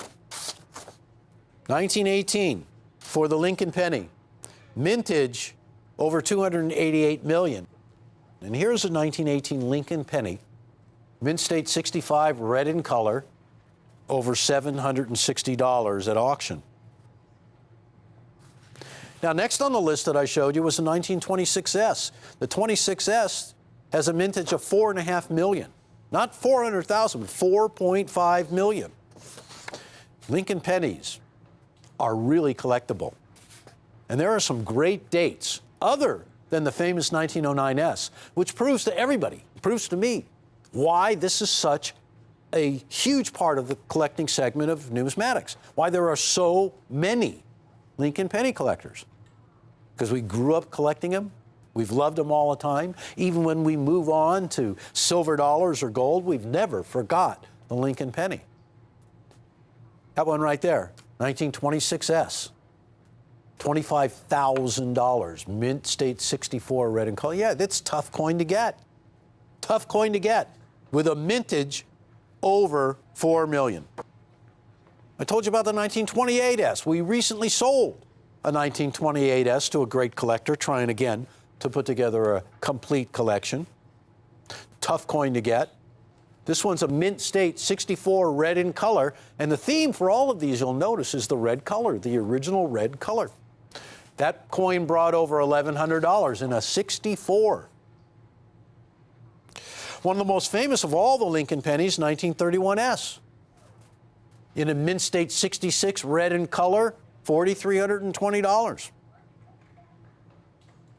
So it brings us back to 2019. Now, 2019, the only one ever struck at West Point. So this coin has something none of the other ones can touch. It is unique. It's the only one. Mint State 69, red in color. That's what we have. These are really tough to get. Collectors are scooping these up like crazy. Hardly any 70s exist. And I love the 6.9 because the 6.9 is a terrific grade. Virtually as struck, flawless, absolutely flawless to the eye. Look at that. I mean, that's an amazing coin. Strike, red color, Lindell Bass label. She designed the reverse of the coin. Mint State 69, the first W uncirculated cent ever issued. Believe it or not, folks, we're offering this coin right now while they last for $139. $139. The price is amazing. You have to submit a lot of coins to get a Mint State 69. This has become a coin that simply is tough to find in those really elusive high grades. Mint State 69, red color. Now, it's exactly the same coin we have. We have a little addition to ours. The designer of the reverse actually autographed each one of our labels. That coin right there is just a little bit under $300. Our coin, same grade. Oh, come on, $139. Now, here is a Mint State 69 as well, and Lendell Bass also signed this label. This coin is $349. And I found another one in an NGC holder, which is also $349. And that one is autographed by Lendell Bass as well. I found one in 70 with the Lendell Bass signature. This one was auctioned off and the winning bid was $5,000. $5,000. I'm really happy to be able to offer these in a Mint State 6.9. There were only 4.1% of the mintage that are grading in Mint State 6.9. One grade higher, 5,000 and up. Our coin, which is an unbelievable example, I appeal all the way, is $139. Now, this is amazing because the grading services work this way. You submit a coin to the grading service, by the way, depending on how many coins you submit to individually certify a coin is going to be anywhere from 30 to 40 bucks. But the real art to getting a coin certified is you don't just submit one coin and request a minimum grade. You have to look at how many coins do I need to submit to get that MS69 grade. We start looking at articles and we see, oh, the grading services are reporting that in extremely high grade for the newest issue from West Point, the only one ever done, tough to grade. They're very conservative. They know their stuff. I've had the pleasure and the honor of witnessing the grading process firsthand. I've been in both of the grading rooms at both of the grading services, both of the major grading services. And I've seen how it's done. And I've seen the process, how it's not just one person's opinion. That's really a grade by committee from either grading service. So that when a grade of Mint State 69 is established for a coin like this, it's rock solid. It's written in stone. And Mint State 69 is the grade to own for this coin. At $139, it has everything. When the very first Lincoln penny came out in 1909, it invigorated coin collecting in such a way. It cast attention onto that issue, which exploded towards all of numismatics. Because as you begin to discover the great rarities in the Lincoln coin series and try to put together an entire collection of business strike coins, you'll see that you have pages and pages and pages of mintage figures to go through. Billions of coins that have been struck to find those elusive examples in highest grade.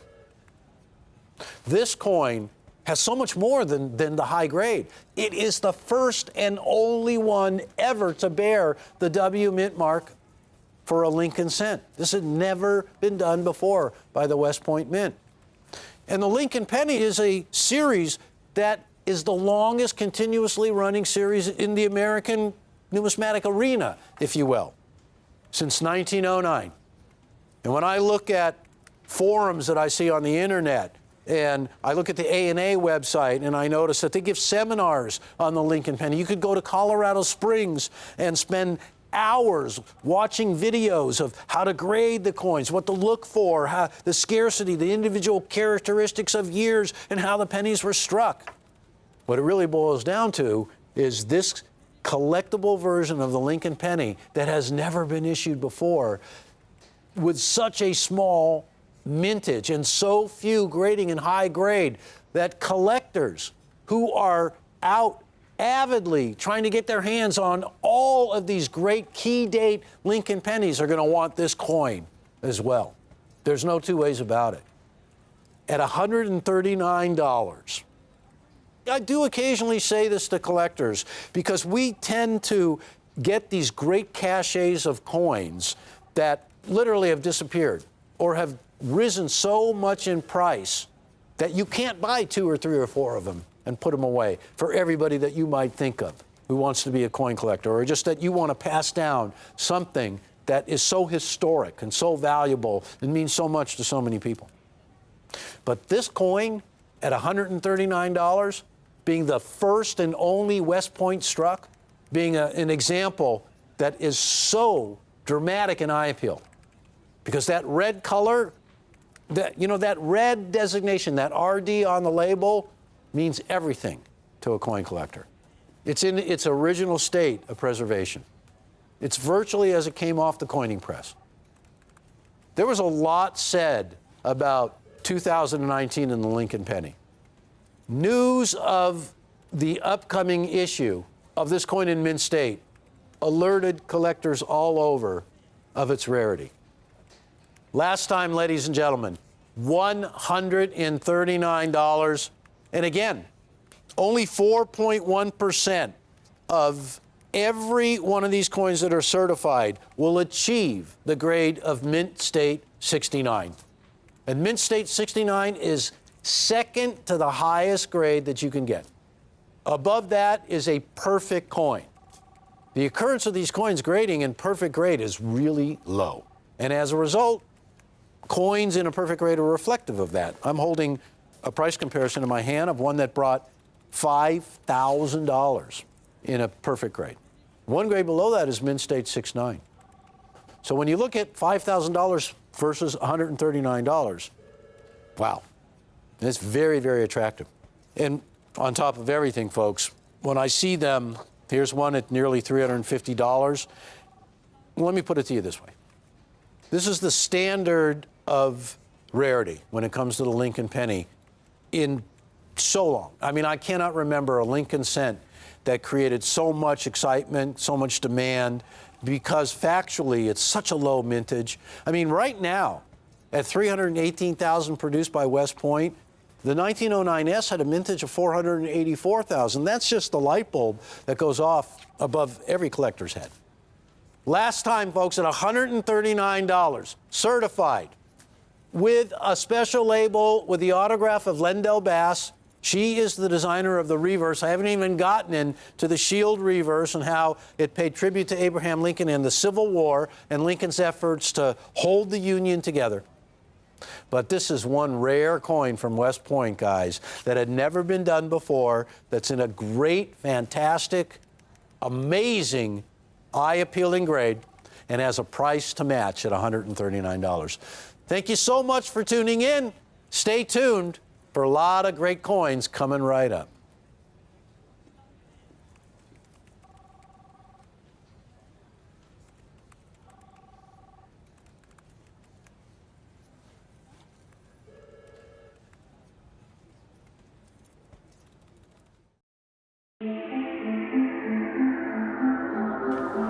Hi, I'm Rick Tamaska, and you're probably wondering why I'm so enthusiastic about Franklin half dollars. Well, let me show you. The Franklin half dollar was only minted for 16 years, from 1948 to 1963. That's already a short production life for a coin. And did you know that during those 16 years, there were barely more Franklin half dollars struck for all those years than for the first year of the 1964 Kennedy half dollar? Now, 400 million coins for the entire series is not a lot of coins when you consider these coins were made for commerce. They were spent. Not many of them are still in good shape today. What really gets me excited are the Franklin proof coins. Only 15,886,955 Franklin proof coins were minted for the entire series. Under 16 million coins for the entire series is not a lot of coins. But let's take a closer look at the numbers when trying to find a superb gem-proof Franklin. When I was writing my books on proof Franklin and Kennedy half dollars, I discovered some secrets about Franklin half dollars, and I'll share them with you. So let's start with over 15 million coins. First of all, believe it or not, in the early 1980s, when silver was around $50 an ounce, dealers actually cut these special proof coins out of their packaging and sent them to the smelter to be melted for their silver. A conservative estimate is that at least 30% of the original proof Franklin struck no longer exist. So let's subtract all of those out of the equation. Well, it's easy to say that about 30% more of them have milk spots, like this. Milk spots are actually soap residue that was left on the coin blanks and stamped right into the coin. Those white spots never come off the coin. So let's subtract all of those out of the equation too. Then there are all those coins that are not going to get a very good grade because of hairline scratches. These were caused by the abrasive government packaging that these proof sets were sold in, or by improper handling by novice collectors when they removed the coins from the original government issue sets. So again, let's delete those out of the total. Another big problem with Franklin half dollars were dark spots like this. This happened on a lot of coins because, again, of the poor quality of the cellophane government packaging. Okay, let's take these out too. At this point, you're starting to wonder what else is wrong with these coins. Well, another problem caused by the packaging was bad toning, like this coin. Out you go. Okay, now we're getting somewhere. So this leaves us with about 10% of the original number. You still think that 1.5 million is a lot of coins? That's for all the years minted. So if you want to get a proof Franklin half dollar from a certain year, now you're talking an estimated 100,000 relatively problem-free coins in each year that still exist.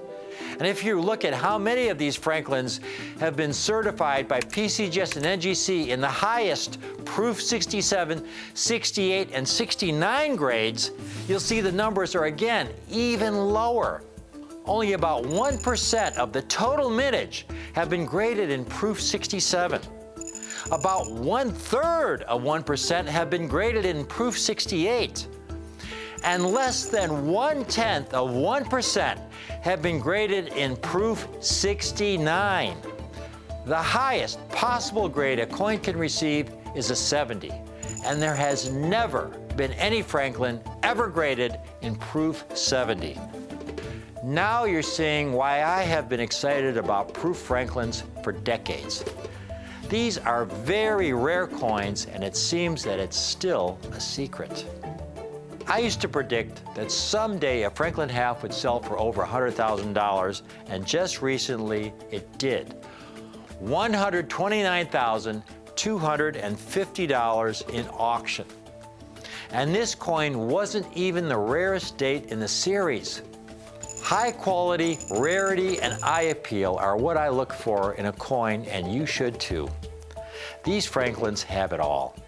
So if you want a really high-end coin that has great future potential, you should look seriously at one of these spectacular proof Franklins that we offer at Rick's U.S. Coins.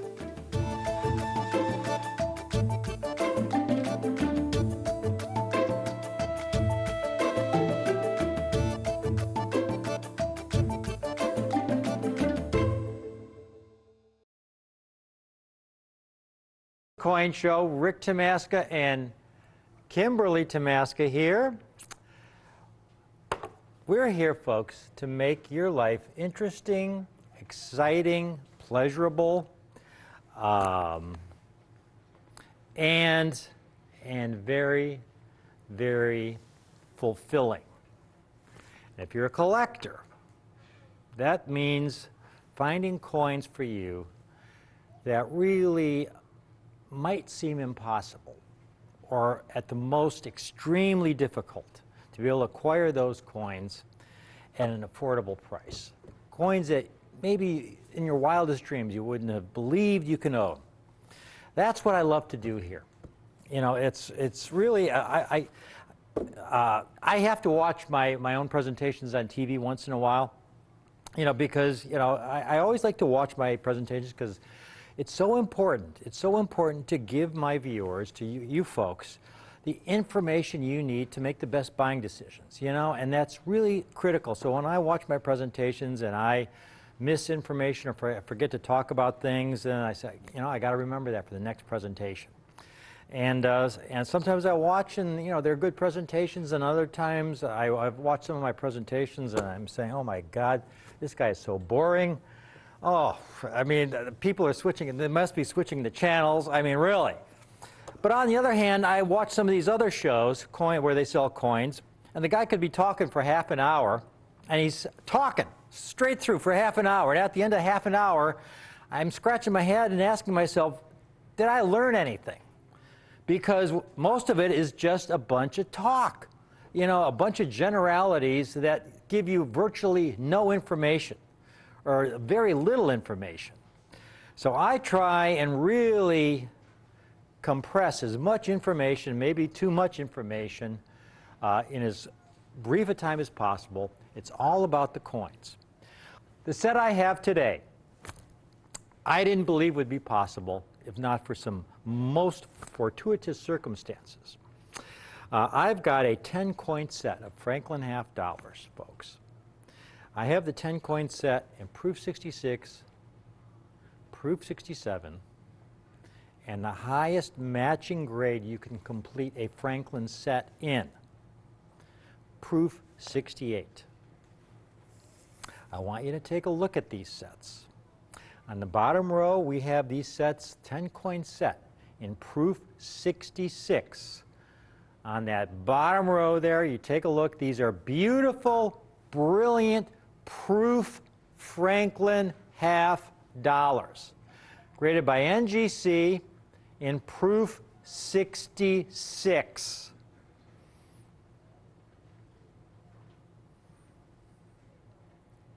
The first year of the Franklin series in proof was 1950. The last year was 1963. The only 4 dates this set is missing is in 1950, 51, 52, and 53. And on the second row, we've got the proof 67s.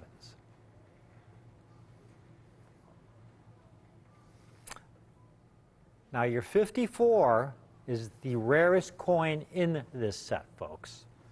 The 54, they're all rare. The 58's also very rare. The 59, 60, those are all very rare. But the 54, that first year, is the rarest, and I'm going to explain why and show you why in just a couple minutes. But they're all difficult. These are all so difficult. Just a few weeks ago, I spoke with a dealer who I've known for about 25 years. He attends all the major shows.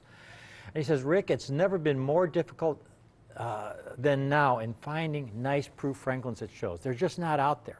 There was a time I could go to a major show and I could come back and have, you know, a half row, a double row box of nice proof Franklins for you. Now I'm lucky to have 2 or 3 coins. Folks, take a look at this top row here.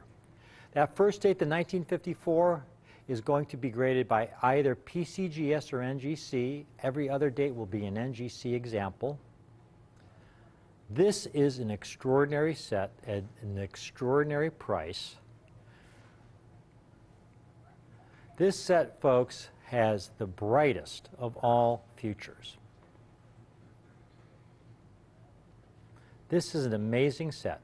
Again, this is the highest grade matching set you can complete a Franklin's collection in, because there are some years in the Franklin series which have never been graded higher than proof 66, like the 1951 and the 1952. The 1953 has only 2 examples graded by NGC. The last 53 we had, we sold for almost $20,000 in proof 69.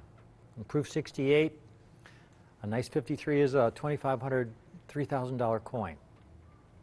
Now, one thing I want to make really, really clear from the outset.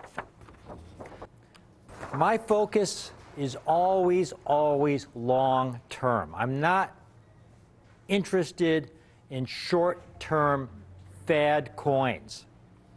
There are so many new, mint products that come out all the time, and people jump on the bandwagon and they promote the heck out of them and they sell them at real high prices.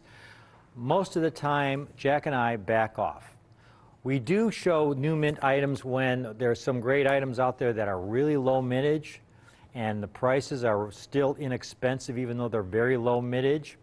For example, when we offered some of the Coin and Chronicle sets, the presidential Coin and Chronicle sets, very low mintage sets, where they only struck 17,000 coins. Tremendous potential. On the other hand, last year you had the 2014 Gold Kennedy. It was a 3/4 ounce gold coin. It was really, really promoted. You had dealers, it was not a low mintage coin. For a gold coin, they struck tens of thousands of them. And there were dealers selling them for $5,000, $6,000. Short term, hey, it was a great fad coin, red hot. We didn't touch it. I didn't want to come near it because long term I didn't think it would be a very good deal for you folks, the viewers. Same thing with bullion. Now, we do offer bullion on the show, but you didn't see me several years ago promoting bullion. Even now, I'm going to tell you, I'm the last person that's going to predict what bullion's going to do next year or the year after. And there's always these shows that trot these experts out, these bullion experts who are predicting, silver is going to be worth $50 an ounce by this year or by next year, or $100 an ounce within 3 years. Hey, maybe it will, maybe it won't. I don't know. But all I know is these guys are like broken clocks. They're right about twice a day. And several years ago, this is the best chart I can offer you as evidence. Back in April 2011, when silver was $47 an ounce, there were shows making their living selling their viewers just silver bullion coins. And they're still doing that today. And silver is really cheap today. Silver is around $15 an ounce right now. It seems inexpensive. But folks, just because it seems inexpensive doesn't mean it won't be worth $10 an ounce a year from now. I'm not saying it will be. It could be worth $25 an ounce a year from now. It's just that all I'm saying is I'm not about to stand up here and predict what I think is going to happen with silver. All I can tell you is over the last several years, it's lost the majority of its value. Now, during that same time frame, back in April of 2011, I was telling you, you know what? Get nice, high-grade proof Franklin half dollars. Why? Because of the three legs of the stool. You get nice proof 67 Franklins. You're getting a coin with exceptional eye appeal, exceptional quality, tremendous rarity, and you're getting it at a great price. You put all that together, you've got something that has tremendous long-term potential. They can't go out and mine new Franklin half dollars. The last year the Franklin was struck was 1963, folks. They can't make new ones. They can mine new silver all the time. They can mine, there's always gold deposits all over. Now, April 2011, a Franklin set, you could have, I was selling them for around $4,000, as you can see there on the NGC price guide. The latest prices, the complete set now is over $10,000. Okay? And folks, you ain't seen nothing yet. And I'm saying that because to find them in high grade is more difficult now than it was 4 or 5 years ago. Most of the nicest Franklin sets have been plundered for their beautiful coins. Most of the coins you find are not proof 67 quality. You'll even see dealers repackaging proof sets to make them look like their original sets. Here's some 59s that were shipped to me. These are 1959 sets that are made to look like original government issue proof sets, and original government issue envelopes, and they're not. They're counterfeited. And you open the set up, and you see the cellophane here. One thing I'll tell you is that this is not the kind of cellophane, this is not the kind of ribbing of the cellophane you see in original government sets. This is a set that was put together by some dealer to make it look like it was an original set. He even used the original government seal to make it look original. To get an original government set, here's one. I have cut a coin out of it. The Franklin was cut out of it. But if you take a look here, if we can get a close-up, this set is a 58 and next to it. And you notice the ribbing of the 58 set versus that set in back of it. It's quite different. Okay? And this is how desperate some of these guys are, because they figure if you're going to get if it's an original set, there are guys who pay premiums for it. So you get this set, and you cut it out, and why was this Franklin in here in the first place? This is 1959. Well, here you got a coin. Now, folks, it looks beautiful. But this is the problem with these Franklin half dollars. These were made in error. These were struck at the Philadelphia Mint, the old Philadelphia Mint. Their last year of proof making was 1964 when they shut down their proof facility. They reopened it briefly for some of the modern mint products. But after 64, the proof making was done at San Francisco. Back in this early Franklin era, the Franklin half dollars were the last series struck entirely in 90% silver. The old Philadelphia Mint was basically making these coins the same way they had been making them since the 1800s. So you got this coin, folks. It looks great under normal lighting. It looks superb, right? No spots, nothing. I'm going to turn a halogen light on it, and I've got to tilt it at just the right angle so you could see the hairlines. I just cut this out of the set. See those lines in the back of his head there? See those as I tilt the coin back and forth? Kim, can you see them? Yep. As I tilt it back and forth, see those hairline scratches? And this coin is about a proof. And then when you flip it over, there's a lot of spotting there. This coin is maybe a proof 64. Okay? Even original sets. Kim, I've trotted this set out, this box out before. This is a group of sealed sets that I bought from my partner, Jack McNamara. These were 1958 sealed sets. I mean, you don't see sealed 1958 sets anymore. They only struck about 870,000 1958 sets. They've all been picked through. Jack had bought almost 100. He asked if I wanted to buy them.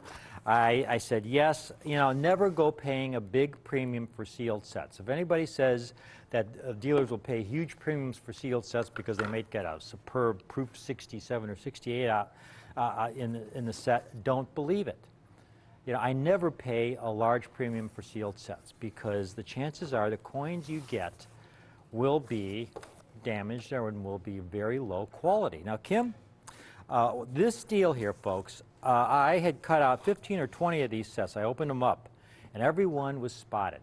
Kim, you're going to do the next one. You just pick one at random. And I'm really, you know, I'm sticking my neck out when I do this because you never know. She could find the one nice set out of the group of 100. So she just show it to the viewers. It's a original 1958 set. Okay, and turn it around. It's like we're doing a magic act or something, you know. Still see that, and that's an original envelope. You can see the aging. I mean, that the envelope is, you know, about 60 years old. You may cut it open now. Everybody's holding their breath as they're watching. What will be inside? Will it be a superb 1958? Or will it be something else? That looks like it could be pretty nice, Kim. That looks like it could be pretty nice. Can I cut it out? Well, let's show it to the viewers first. Now, folks, at first this looks like it's a really nice set, right? Here's the thing. When you look at it through the cellophane, you don't see a lot of the imperfections. Now, Kim's going to cut this Franklin out of here, and then I'm going to put the rest of the box over on the side here. Now you get to show them the coin. Now you get to show them the coin. Do you want the halogen lamp on? No, we don't need the halogen because this is all about the spots. So many of these Franklins. Now, you see all those tiny, tiny little spots? I mean, now that it's out of the cellophane, let's keep it on the obverse just for a minute. Now that it's out of the cellophane, you can see at least a half a dozen small spots. Those are what we call milk spots. It has nothing to do with milk. What that is soap residue. Their quality control back then, when they were at the Philadelphia Mint, one of their jobs was to wash the coin blank in a soap solution. Unfortunately, they didn't rinse all that soap residue off the blank before it went into the die. When that die came down with 200 tons of pressure, any soap residue left on that blank was struck into the coin. It's part of the coin. You can't get it off. That's the obverse. I mean, I see at least 15 spots there, Kim. And then she's going to flip it over. Let's see what's on the back. There's a huge one right there on the bell. Okay? Every 58 has been like that. So you got hairlines, you got milk spots. Now, folks, here's the latest chart. The 1954 to 1963 Franklins. Every example graded in proof 67 and proof 68 by NGC and PCGS. You can see the proof mintage of the 54, only 233,000 sets were issued. The mintages go up only, and you can see, if we could stop it right, or let's see, just a little bit more there, Justin. If we can get them all, okay, we'll stop right there. No, head it back up so we can get the 54 to 63, and we got the 64 Kennedy in there as well. And you can see the populations are much higher for the 64 Kennedy. That's perfect. The quality was a little bit better for 1964. But you can see that mintages often have nothing to do with the rarity of a coin in high-grade proof condition. For example, you've got the 1956, which has a mintage of only 670,000, but it's not as rare in proof 68 as a 1958 or a 1959 or a 1960 or even a 1961 with a mintage of over 3 million. A lot of it has to do with the quality control during those years. Now, the 54 is the toughest. Now, what I am so excited about today's offer is because for the first time, I've offered 1956 to 1963 sets before, and I've even had, on one occasion, offered a set with the 1955 to 1963 in proof 67 and proof 68. But never have I been able to do it with the 54 to 63 set in the condition you see it in, and it's because of this box right here, folks. This is something you just never see. You've seen this box before when I gave a brief presentation on some 1954 Franklins. And what I've done, they are now all graded, and I have the finest example of finest 54s in these sets that you have today. This is an original box of 1954 Franklins, originally 200 sets from the United States Mint, shipped in 1954. This is the box that they were shipped in. What's fascinating, folks, this is like a time machine here. The packing they used, the newspaper packing. Here you go, Kim, you wanna?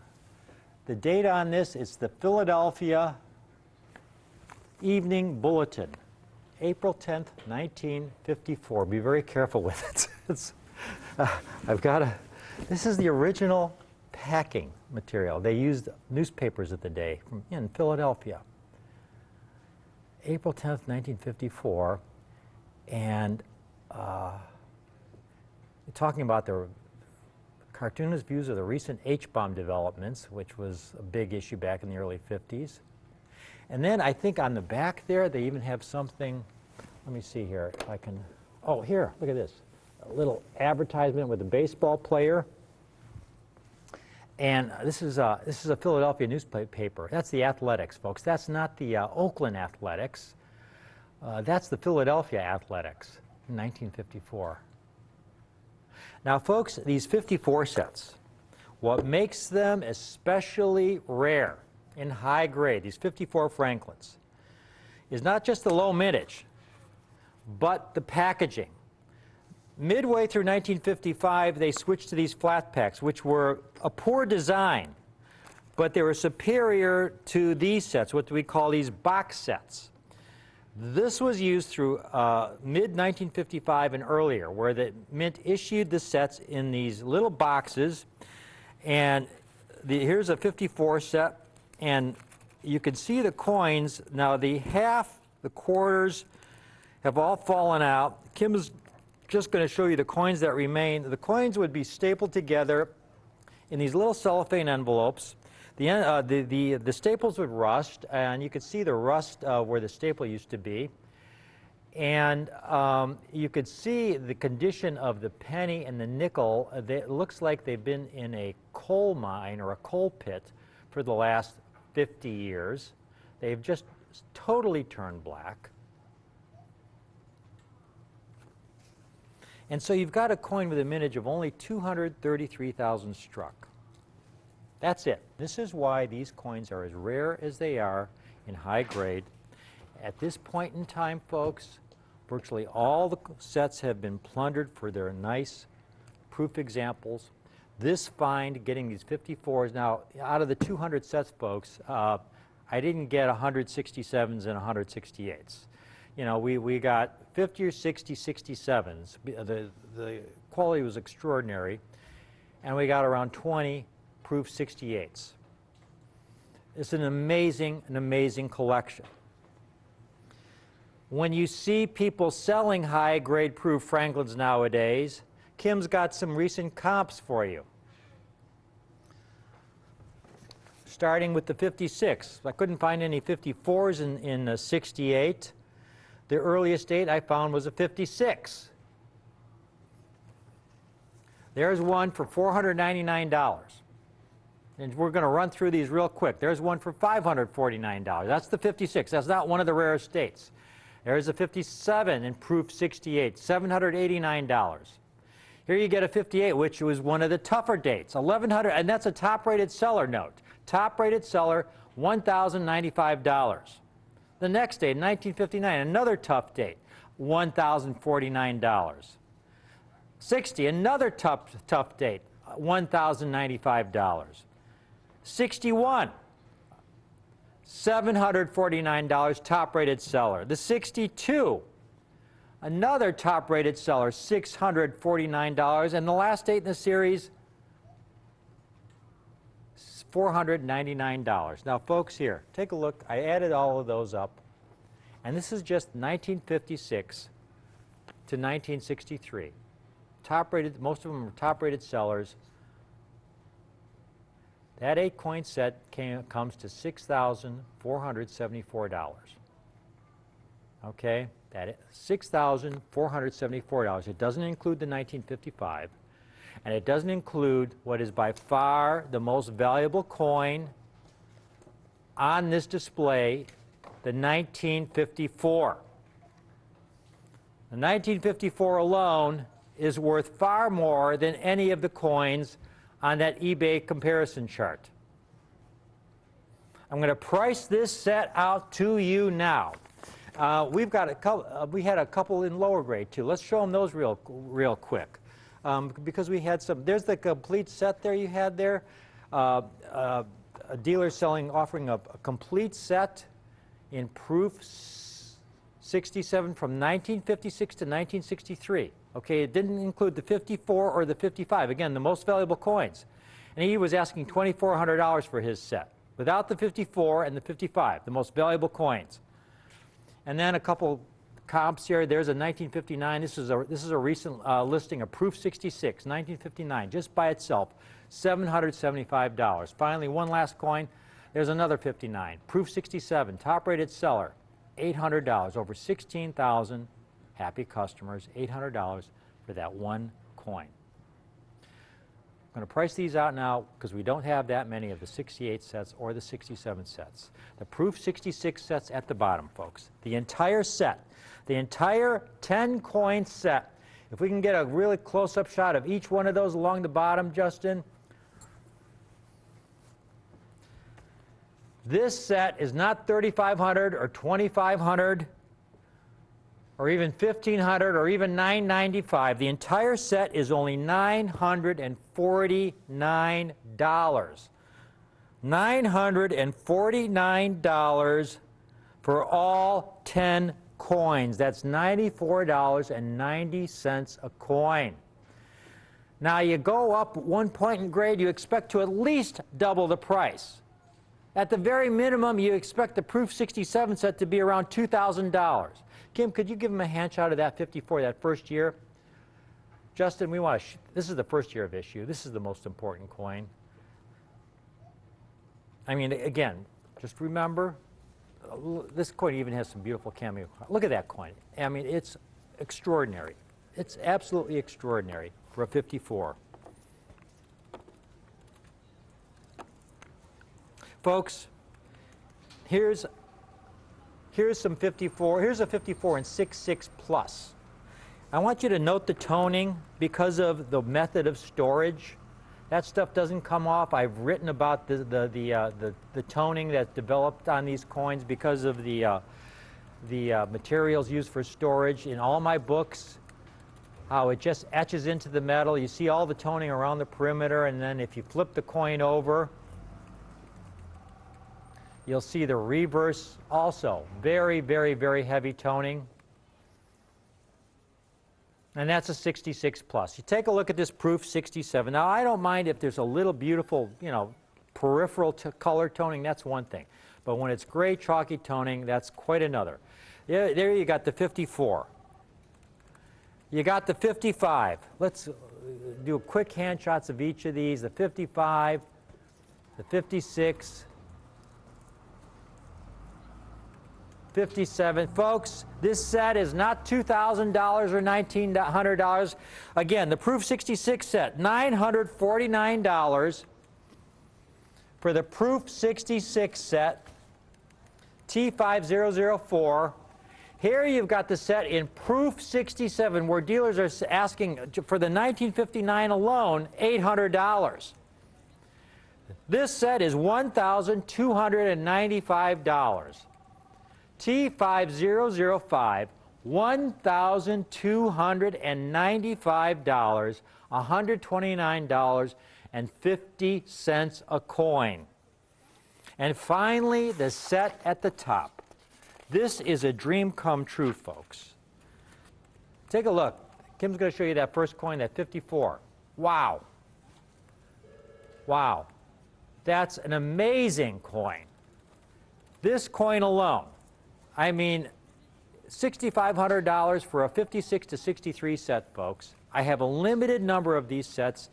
The only reason I'm able to offer them at this price today is because of the opportunity that came my way with this original box that I received from another dealer. Look at this piece.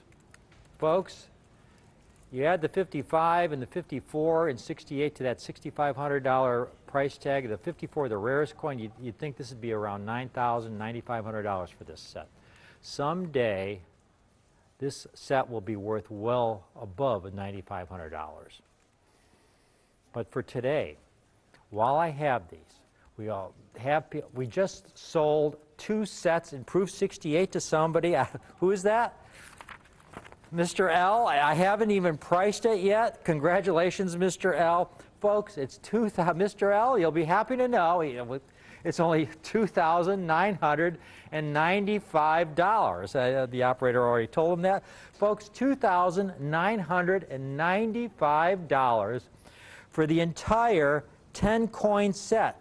That's less than $300 a coin. That includes the rarest dates, the 58, the 59, the 60, 61, and most importantly, that 1954. A lot of these coins you'll see in this high grade will have some lovely light cameo contrast. Look at that, 59. Can we take one more shot at that 59? Absolutely stunning 1959. Proof 68. Again, I have a limited number of these sets in 68, folks.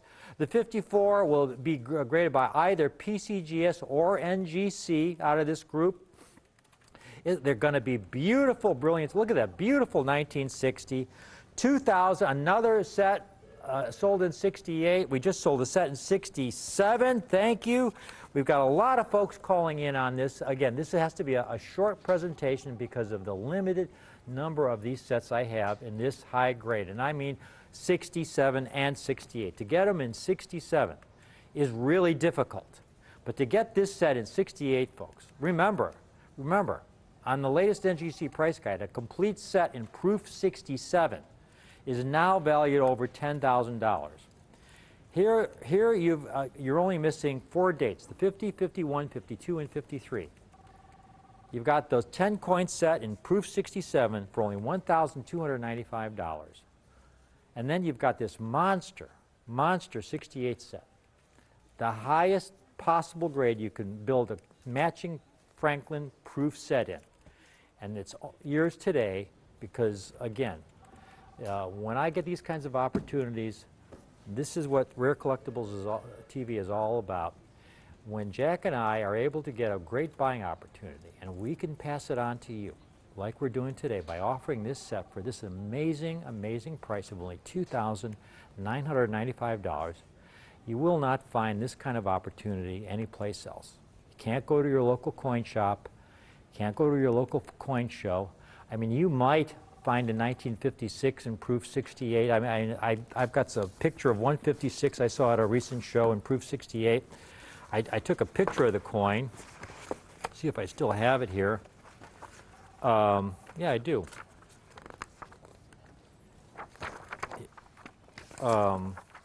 He's actually a good friend of mine. I took the obverse and reverse, but a 56 in Proof 68, and he wanted $450 for it. And this was dealer to dealer. Okay, and again, that's a 56. That's not one of the toughest dates. Your key dates in the series in proof 68 are the 1954, the 1955, the 1958, the 1959, the 1960, and surprisingly the 61, because there are, again, so many problems associated with the 61 as with those other earlier dates. You've got spotting, you've got hairlines. And that's why you see so few proof 68s. In the 54, you've got that minuscule minage. One last time, we're getting a lot of folks calling in. It looks like we've already sold 7 or 8 of the sets in 68. So I'm going to do a last call on this.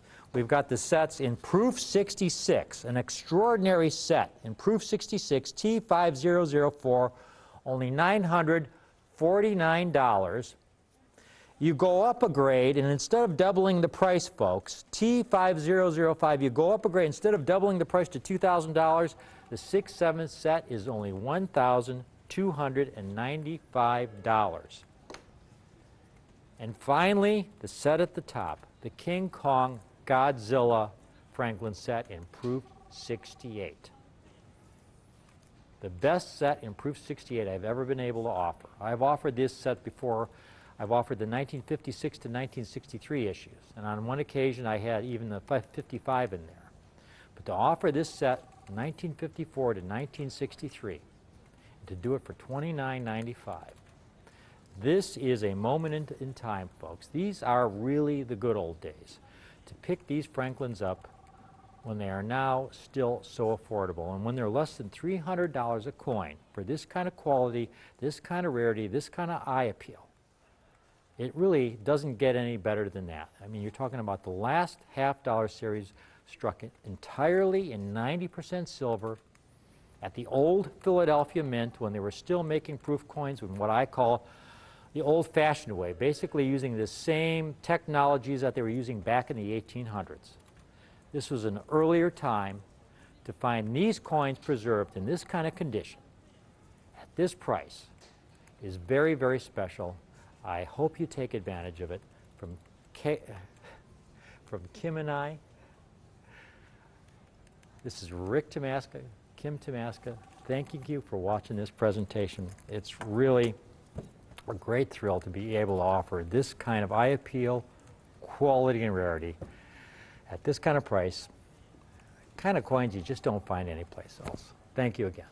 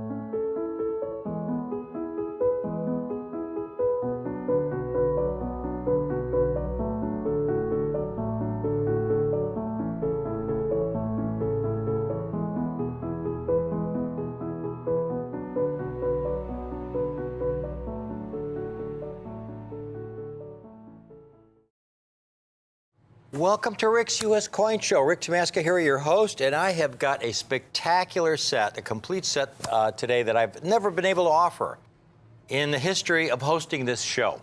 Now, I've specialized in many of the finest collections, especially in proof coins for my clients over the years, from Franklin and Kennedy half dollars to Barber half dollars, seeded half dollars, Morgan dollars, American Silver Eagles. You can find these collections prominently featured on the NGC and PCGS websites. We brought along a couple of plaques here that belong to clients where I helped them assemble the finest proof Morgan dollar collection. #1 ranked proof Morgan dollar collection on the NGC website. There they got an award in 2003. Called Everest Collection of Proof Morgan Dollars, and then again in 2004. There have been many others my clients have received for the Proof Morgan Dollars, and I actually brought one of the coins along that is from that collection, folks, the finest known 1879 Proof Morgan Dollar. The only one ever graded Proof 68 star cameo. There are no 69s, there are no 68 ultra cameos. There are a few 6.8 cameos, but this is the only 6.8 star cameo. Why does it get a star?